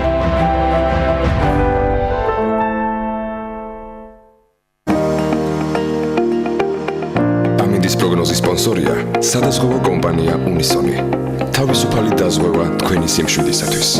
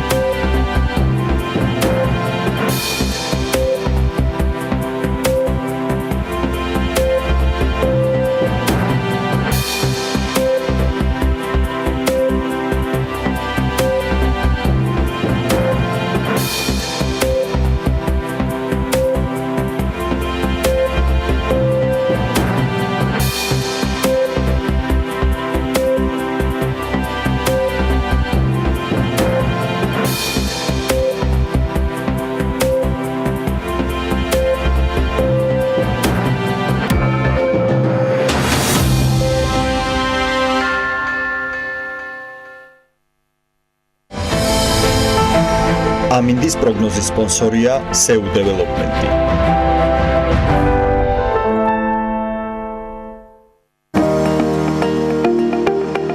ამინდის პროგნოზის სპონსორია სადაზღვევო კომპანია უნისონი. თავისუფალი დაზღვევა თქვენი სიმშვიდისათვის.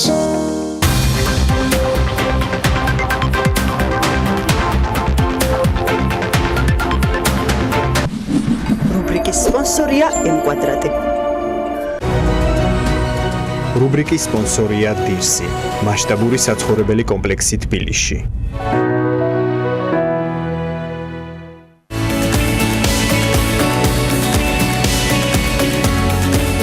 რუბრიკის სპონსორია ტერასა ჯგუფი.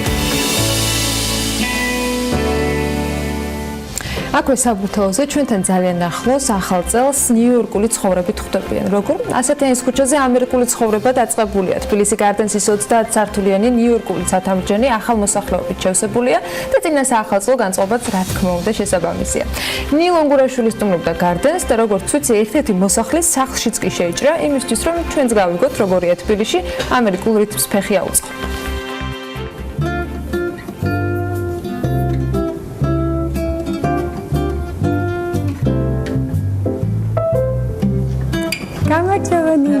მადლობა რომ მოხვედი. მე ვარ დღეშენი მასპინძელი, მინდა დაგათვალიერებინო ჩვენი ახალი საცხოვრებელი ადგილი, ესეთი ჩვენი არაჩვეულებრივი ნაძვისხე, რომელიც საახალწლო განწყობას ქმნის. სანამ სახლში ახლა იქამდე უკვე აქ იყო. კი, არაჩვეულებრივი ნაძვისხე, ეს არის ჩვენი კონსიეჟი, ჩვენი პროფესიონალი, რომელიც ძალიან გვიყვარს. ეს ჩვენი ლამაზი ფოიე, ჩვენი ბიზნეს ლაუნჯი და ახლა ავიდეთ ზევით და ყავაზე დაგპატიჟება. კი ბატონო, მაგრამ გრინტოინი მირჩევნია წინა საახალწლო განწყობის. შეიძლება მქონდეს ნახოთ. ახლა ჩვენ ავდივართ 22 სართულზე. ყოფილ ხარ როდის მე 22-ზე? არასდროს. აი ნახე რა სწრაფად ავიდეთ. რამდენი ხანი დაგჭირდება დაახლოებით? აი დაითვალე წამები და ნახავ.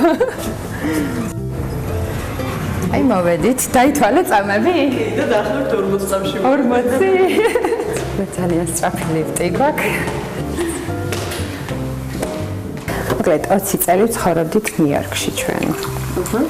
და გადმოვედით რამოდენიმე თვის წინ. რადგან ცხოვრობდით ტყუპებს და გვინდოდა მოგვენახა ისეთი საცხოვრებელი ადგილი, სადაც შევძლებდით ჯანმრთელი ცხოვრების წესის გაგრძელებას, იმიტომ რომ სულ ვარჯიშობდით, ცურავდით, თამელოდით ტყუპებს, გვინდოდა მოგვენახა ისეთი სახლი, სადაც იქნებოდა ეზო, სადაც იქნებოდა საშუალება ბავშვებს ეთამაშათ უსაფრთხოდ. მოკლედ ძალიან ბევრს ვეძებდი ესეთ სახლს თბილისში და ბოლოს აღმოვაჩინე თბილისი გარდენსი.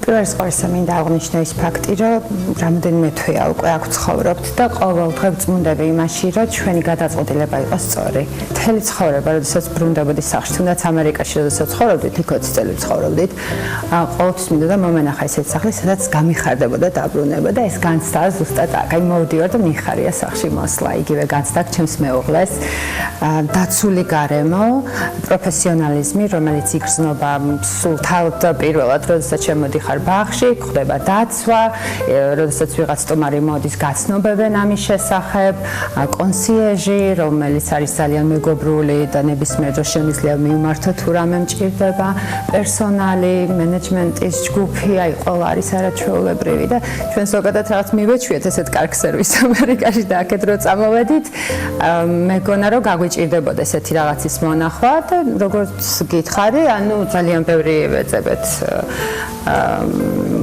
გვინდოდა მოგვენახა ისეთი ადგილი, რომელიც ამას შემოგთავაზებდა ამ პროფესიონალიზმის განცდას და ეს არის სწორედ თბილისი გარდენში.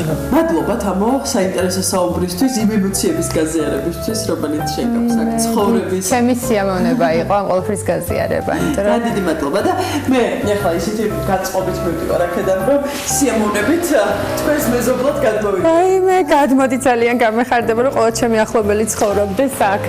და მინდა რომ დაბრუნდე ჩვენთან საახალწლოდ, იმიტომ რომ ისეთი ხედები გვექნება ალბათ საოცარი ფეიერვერკები და აუცილებლად გვესტუმრე კიდევ. კარგი. მე სიამოვნებას ვერ გამოვაკეთე. კარგი, დიდი მადლობა. ძალიან გამიხარდა რომ მოხვედი. შენც ასევე. კარგად იყავი.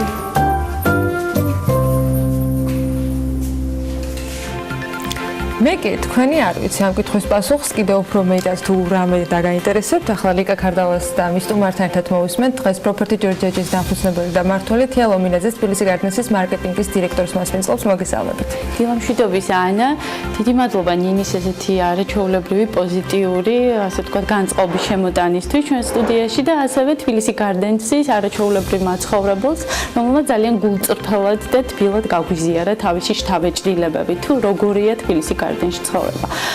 იმის შესახებ თუ როგორ ჩაიარა 2018 წელმა, როგორი იყო ძირითადი, ასე ვთქვათ, მიღწევები, გამოწვევები, ამის შესახებ ჩემი სტუმარი თეიკო მინაძე მოგახსენებთ, რომელიც მარკეტინგის ხელმძღვანელია თბილისი გარდენსის. თეიკო, დიდი მადლობა რომ ხართ ჩვენთან ერთად. მივესალმებით თქვენს მაყურებელს. აქვე მინდა ვისარგებლო თქვენი ეთერით და მადლობა გადავუხადო ჩვენს მაცხოვრებელს, რომელმაც დაგვითმო თავისი დრო და შეიპატიჟა თქვენი სტუმარი, ასე ვთქვათ, სახში და მეც არ დაგიმალთ და გეტყვით, რომ თქვენთან ერთად პირველად უყურებდი ამ სიუჟეტს და ასევე ძალიან ვისეამოვნე და მიხარია ის ფაქტი, რომ ჩვენმა შრომამ, ასე ვთქვათ, შედეგი გამოიღო და ვხედავთ ამ გულწრფელ ემოციებს და იმ ბედნიერ, ასე ვთქვათ, ადამიანებს, ვინც ცხოვრობენ დღეს უკვე თბილისი გარდენში. ალბათ ეს ყველაზე მნიშვნელოვანია, რადგან რეალურად ვინსენტ ვულფმა თავისი ინსპირაციით შექმნა არაჩვეულებრივი არქიტექტურა თქვენს კომპანიასთან ერთად, მაგრამ როდესაც ამასთან ერთად არის შეთავაზებული ძალიან მაღალი სტანდარტის მომსახურება, რომელიც მობინადრებს, აბედნიერებს, ასე ვთქვათ, ეს ყველაფერი სინთეზში არის ძალიან კარგი და კარგი სტანდარტი, ასე ვთქვათ, უძრავი ქონების სექტორისთვის. დადგა ის მომენტი, როდესაც უკვე ვთქვათ, ჩვენმა შრომას უნდა გამოიღო შედეგი, ხო? ანუ ჩვენ თქვენთან ერთად ვაშუქებდით და უყურებდით იმ პროცესს, როგორ დასრულდა შენობის, ვთქვათ, სამშენებლო ნაწილი, მე როგორ მიდიოდა სარემონტო სამუშაოები, როგორ მიდიოდა თვითონ ინფრასტრუქტურის შექმნა და განვითარება, გამწვანების რამოდენიმე ეტაპი გავაშუქეთ თქვენთან ერთად და თვალყურს ვადევნებდით, მაგრამ ეს ყველაფერი იყო უსულო, ესე რომ ვთქვათ, ხო? ანუ ეს იყო ჩვენი იდეა, სურვილი, რომ შეგვექმნა ისეთი გარემო, სადაც ადამიანები. მე გახსოვთ ალბათ, რომ ჩვენ გავაკეთეთ გარკვეული ექსპერიმენტით 24 საათი ლაივით ჩავთეთ, მაგრამ ესეც იყო რაღაცა დაკვირვების რეჟიმში. და ეხლა გადავწყვიტეთ, რა თქმა უნდა, ჩვენი მაცხოვრებლების ნებართვით და ასე ვთქვათ, სურვილით, რომ უკვე გვეჩვენებინა აი ნამდვილი ადამიანები, ვინც ცხოვრობენ თბილისი გარდენში და რას ნიშნავს ცხოვრობდე ისეთ სივრცეში, რომელიც როგორც აღნიშნეს არის დაცული, უსაფრთხო, მაღალი მშენებლობის სტანდარტის მქონე და ასე შემდეგ. და ასევე რაც ძალიან მნიშვნელოვანია, გამწვანებული ალბათ ესეთ ქალაქის ყველაზე ცენტრალურ უბანში არის ფაქტიურად ოაზისი, იმიტომ რომ როდესაც შედიხარ ამ ტერიტორიაზე, ხვდები თუ რამდენად განსხვავებული მიკროკლიმატია და ეს შენ გეხმარება რომ განიტვირთო იმ დატვირთული დღისგან და მიიღო თქვა ცხოვრებით სიამოვნება. ნამდვილად ეს არის ასე ვთქვათ შეგრძნებადი, როდესაც შეაბიჯო ჩვენ ასევე ამ ნაწილსაც ვანონსებდით, ასევე თქვენი დახმარებით და სხვადასხვა არხების დახმარებით, რომ გვექნებოდა მარადმწვანე პარკი და დადგა ის დრო, როდესაც ზამთარია და პარკი მართლაც რომ მარადმწვანეა. ძალიან კარგი. თეიკო, რომ გადავიდეთ, ასე ვთქვათ, ბიზნესის მხარეზე და ასე ვთქვათ, შევაჯამოთ თქვენი წელი, თბილისი გარდენსის წელი. როგორი იყო თბილისი გარდენსის კომერციული შედეგები, რამდენი პროცენტი გაიყიდა მთლიანი კომპლექსის და რა პროგნოზები გაქვთ მომდევნო წლისთვის? გამოწვევებით სავსე იყო, ჩვენც არ ვიქნებით გამონაკლისი, იმიტომ რომ გარემოს ყველა ვხედავდით, რაშიც გვიწევს, ასე ვთქვათ, როგორც მოქალაქეს და როგორც ბიზნეს ცხოვრება. თუმცა შეგვიძლია თამამად ვთქვათ, რომ ეს იყო პოზიტიური წელი. ამ ეტაპისთვის, როგორც იცით, თბილისის გარდენში არის ჯამში 172 ბინა, ამ ეტაპისთვის დარჩენილია მხოლოდ 28 ბინა. ამიტომ ვინც კიდევ ფიქრობს, ვისაც კიდევ არ ეჯერა, ან კიდევ ფიქრობს და უნდა რომ მოასწროს და იცხოვროს თან ქალაქის ცენტრში და ამავდროულად ბაღის შუაგულში, ჯერ კიდევ 28 ადამიანს აქვს ამის შესაძლებლობა. მოლოდინები პრინციპში როგორც პროგნოზირებადი იყო, რომ რა თქმა უნდა ტემპი, თქვათ, შედარებით პატარა ბინების უფრო სწრაფი გაყიდვის კუთხით, ამ ეტაპზე დარჩენილი გვაქვს 3 ტიპის ბინა, ეს არის 127 კვადრატული მეტრი, ეს არის 212 და ეს არის პენტჰაუსი, რომელიც ჯამში გვაქვს სულ 2, ამ ეტაპზე შესაძლებელია და ეს არის 254 კვადრატული. ანუ საკმაოდ სივრცული ბინები, პანორამული ხედით, დიახ, საკმაოდ გაიყიდა სხვადასხვა ტიპის ბინები, მათ შორის ასევე ერთ-ერთი ბესტსელერი იყო, შეიძლება ითქვას 156 კვადრატულიანი ბინა, ამ ეტაპზე სულ ჯამში 212 ბინაც არის ჯამში სულ დარჩენილი 4 ცალი, ამიტომ ასე რომ უკვე ლიმიტირებულია.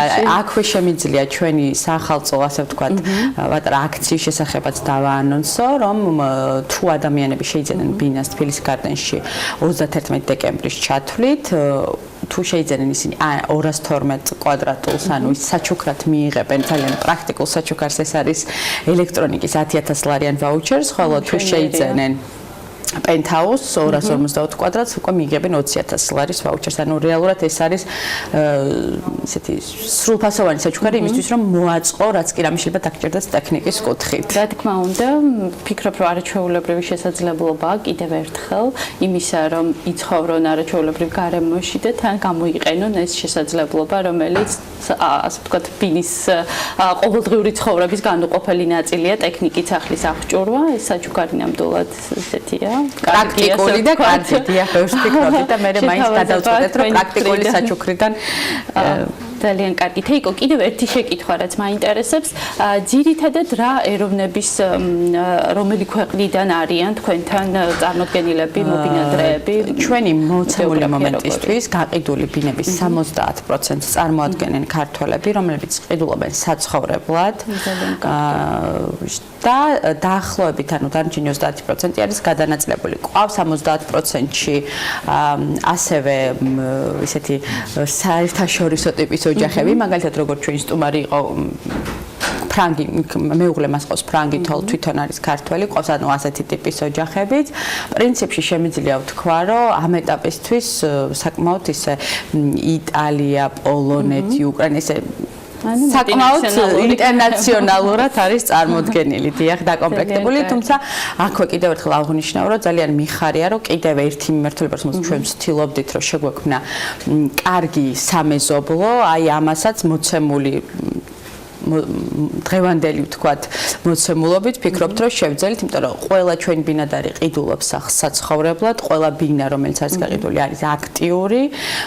პრინციპში დაახლოებით 60 ოჯახი უკვე ინტენსიურად ცხოვრობს, დანარჩენიც მე ვფიქრობ რომ ინტენსიური რემონტებით მაინც ახალ წელს მოასწრებენ, რომ ახალ ბინაში შევხვდნენ, გადმოვიდნენ და უკვე კორპუსი შეიძლება ითქვას რომ არის ცოცხალი. ამას თვალითაც ვადევნებთ, როდესაც ღამე უკვე ბნელდება, ინთება ფანჯრები და თან ეს შენობა მართლა ქალაქის ბევრი კუთხიდან ჩანს. ძალიან კარგი, ესე იგი სიცოცხლით სავსეა თბილისი გარდანსი. დიდი მადლობა თეიკო. ესეც საინტერესო, ასე ვთქვათ, სტუმრობისთვის, თბილისი გარდანსის შესახებ საუბრისთვის. ჩვენი კომპლიმენტები კიდევ ერთხელ ვინსენტ ვულფს, რომლის ინსპირაციითაც შეიქმნა ამერიკული ცათამბჯენი. დიდი მადლობა წარმატებები 2019 წელს. მაყურებელს კი დიდ მადლობას მოვუხდი იმისთვის, რომ ყოველთვის გვითმობს დროს და ინტერესით უყურებს ჩვენს რუბრიკას და ტრადიციულად გონივრულ ინვესტიციას ვუსურვებ უძრავ ქონებაში. მადლობა ლიკა ქარდაოს და მის სტუმარს, პროფიტი ჯორჯიეჯის დამფუძნებელი და მმართველი დღეს თია ლომინაძეს თბილისი გარდანსის მარკეტინგის დირექტორს მასპინძლობდა. არაჩვეულებრივი შესაძლებლობა ახალ წლამდე, რომ დაინტერესებულმა ადამიანებმა ნიუ-იორკულ ცხოვრებას ფეხი თავადაც აუწყონ და გამოიყენონ ეს შანსი, რომ იცხოვრონ თბილისის ცენტრში სრულად მწვანე გარემოში და არაჩვეულებრივად მოწყობილ ამ ინფრასტრუქტურაში. ვიდრე მაყურებელს დავუშვებით, ერთგვარად თემატიკას გავაგრძელებთ. მწვანე გარემო მთელ მსოფლიოში საცხოვრებელთან ერთად ძალიან მნიშვნელოვანი და საინტერესოა. მიუხედავად იმისა, რომ სიმწვანეში და ბუნებაში ცხოვრება არც ისე მარტივი მოსაძიებელი ადგილი არის, მაინც ახერხებენ ზოგიერთ შემთხვევაში, რომ ასეთი ადგილები შექმნან და შეიქმნას თავად არქიტექტურული ნამუშევრები, რომლებიც ამ კრიტერიუმებს აკმაყოფილებენ. ანუკა ჯოხაძემ გადახედა პალიტრას მსოფლიოს მასშტაბით. Forbes-ის ვერსიით ყველაზე დიდი ქალაქი 2025 წელს მოსახლეობის რაოდენობით ტოკიო იქნება, სადაც 36 მილიონი ადამიანი იცხოვრებს. ამჟამად ტოკიოში 15 მილიონი კაცი ცხოვრობს. მოქალაქეები კი იმ ბინებს, სადაც არ ცხოვრობენ, ხშირად მსურველებს უფასოდაც სთავაზობენ. მიუხედავად იმისა, რომ ქალაქში ყოველდღიურად ვხედავთ ახალი თანამედროვე არქიტექტურის დიზაინის სახლებს, რომლებსაც ადგილობრივები ყიდულობენ, ტოკიოში მაინც არსებობს ისეთი სახლები, სადაც არავინ ცხოვრობს. უფრო მეტიც, ქალაქში თითქმის ყოველი მეათე სახლი цаრიელია. აქ ბინა შესაძლოა $4-დან შეიძინოთ. კონექტიკუტის შტატის პატარა ქალაქ ნიუ-ჰევენში თუ სახლს პირველად ყიდულობთ, შესაძლოა მასზე ფასდაკლებაც მიიღოთ, რომელიც არც მეტი, არც ნაკლები $42,500 ამერიკული დოლარია. თუმცა ეს ყველაფერი არ არის. სახლის პირველად ყიდვის შემთხვევაში თქვენ $10,000 ამერიკულ დოლარსაც მიიღებთ, რითაც გადასახადების დაფარვას შეძლებთ. ნიუ-ჰევენის მასწავლებლები, პოლიციელები, მეხანძრეები და ჯარისკაცები დამატებით $2,500 ამერიკული დოლარის ფასდაკლებითაც სარგებლობენ. არც ისინი ავიწყდება ქალაქის მერიას, რომლებიც ცდილობენ ბინები ენერგოეფექტური გახადონ და მათთვის $30,000 ამერიკული დოლარის ოდენობის ფასდაკლება მოქმედებს. ოკლაჰომას შტატში მდებარე ქალაქ ტალსაში კი საგანგებო დისტანციურად მომუშავე ადამიანებისთვის პროგრამა ტალსა რემოუთი მოქმედებს, რომლის საშუალებითაც დისტანციურად მომუშავე ადამიანებს $10,000 თავაზობენ, რათა მათთვის საცხოვრებელი სახლის ხშირი ცვლილება მარტივი და კომფორტული იყოს. პროგრამის ფარგლებში დაფინანსებულმა მაცხოვრებლებმა 1 წლის განმავლობაში ქალაქ ტალსაში აუცილებლად უნდა იცხოვრონ.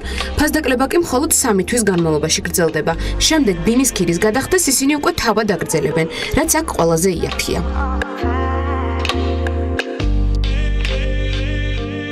ქალაქ ბუფალოში კი, რომელიც ნიუ-იორკის შტატში მდებარეობს, უძრავ ქონებას $1 იყიდით. იმ უძრავ ქონებას, რომელიც სახელმწიფოს საკუთრებაშია და არანაირი დატვირთვა არ აქვს, მერია საქველმოქმედო მიზნით იყენებს. ასეთ სახლებში ბინები $1 იღებს. თუმცა ამ შენობაში მაცხოვრებელმა 3 წელი მაინც უნდა იცხოვროს. ყველაზე იაფად უძრავ ქონებას იტალიის სოფელ ოლოლაიშიც იყიდით. მიტოვებული სახლები $1 და 25 ცენტი ღირს. ამ სოფელში მოსახლეობის სწრაფი გადინება ხდება. ბოლო 50 წლის განმავლობაში სოფლის მაცხოვრებლების რიცხვი 2250-დან 1300-მდე შემცირდა. შესაბამისად, ოლოლაიში ბინების დაბალი ფასი მოსახლეობის მოსაზიდად დაწესდა.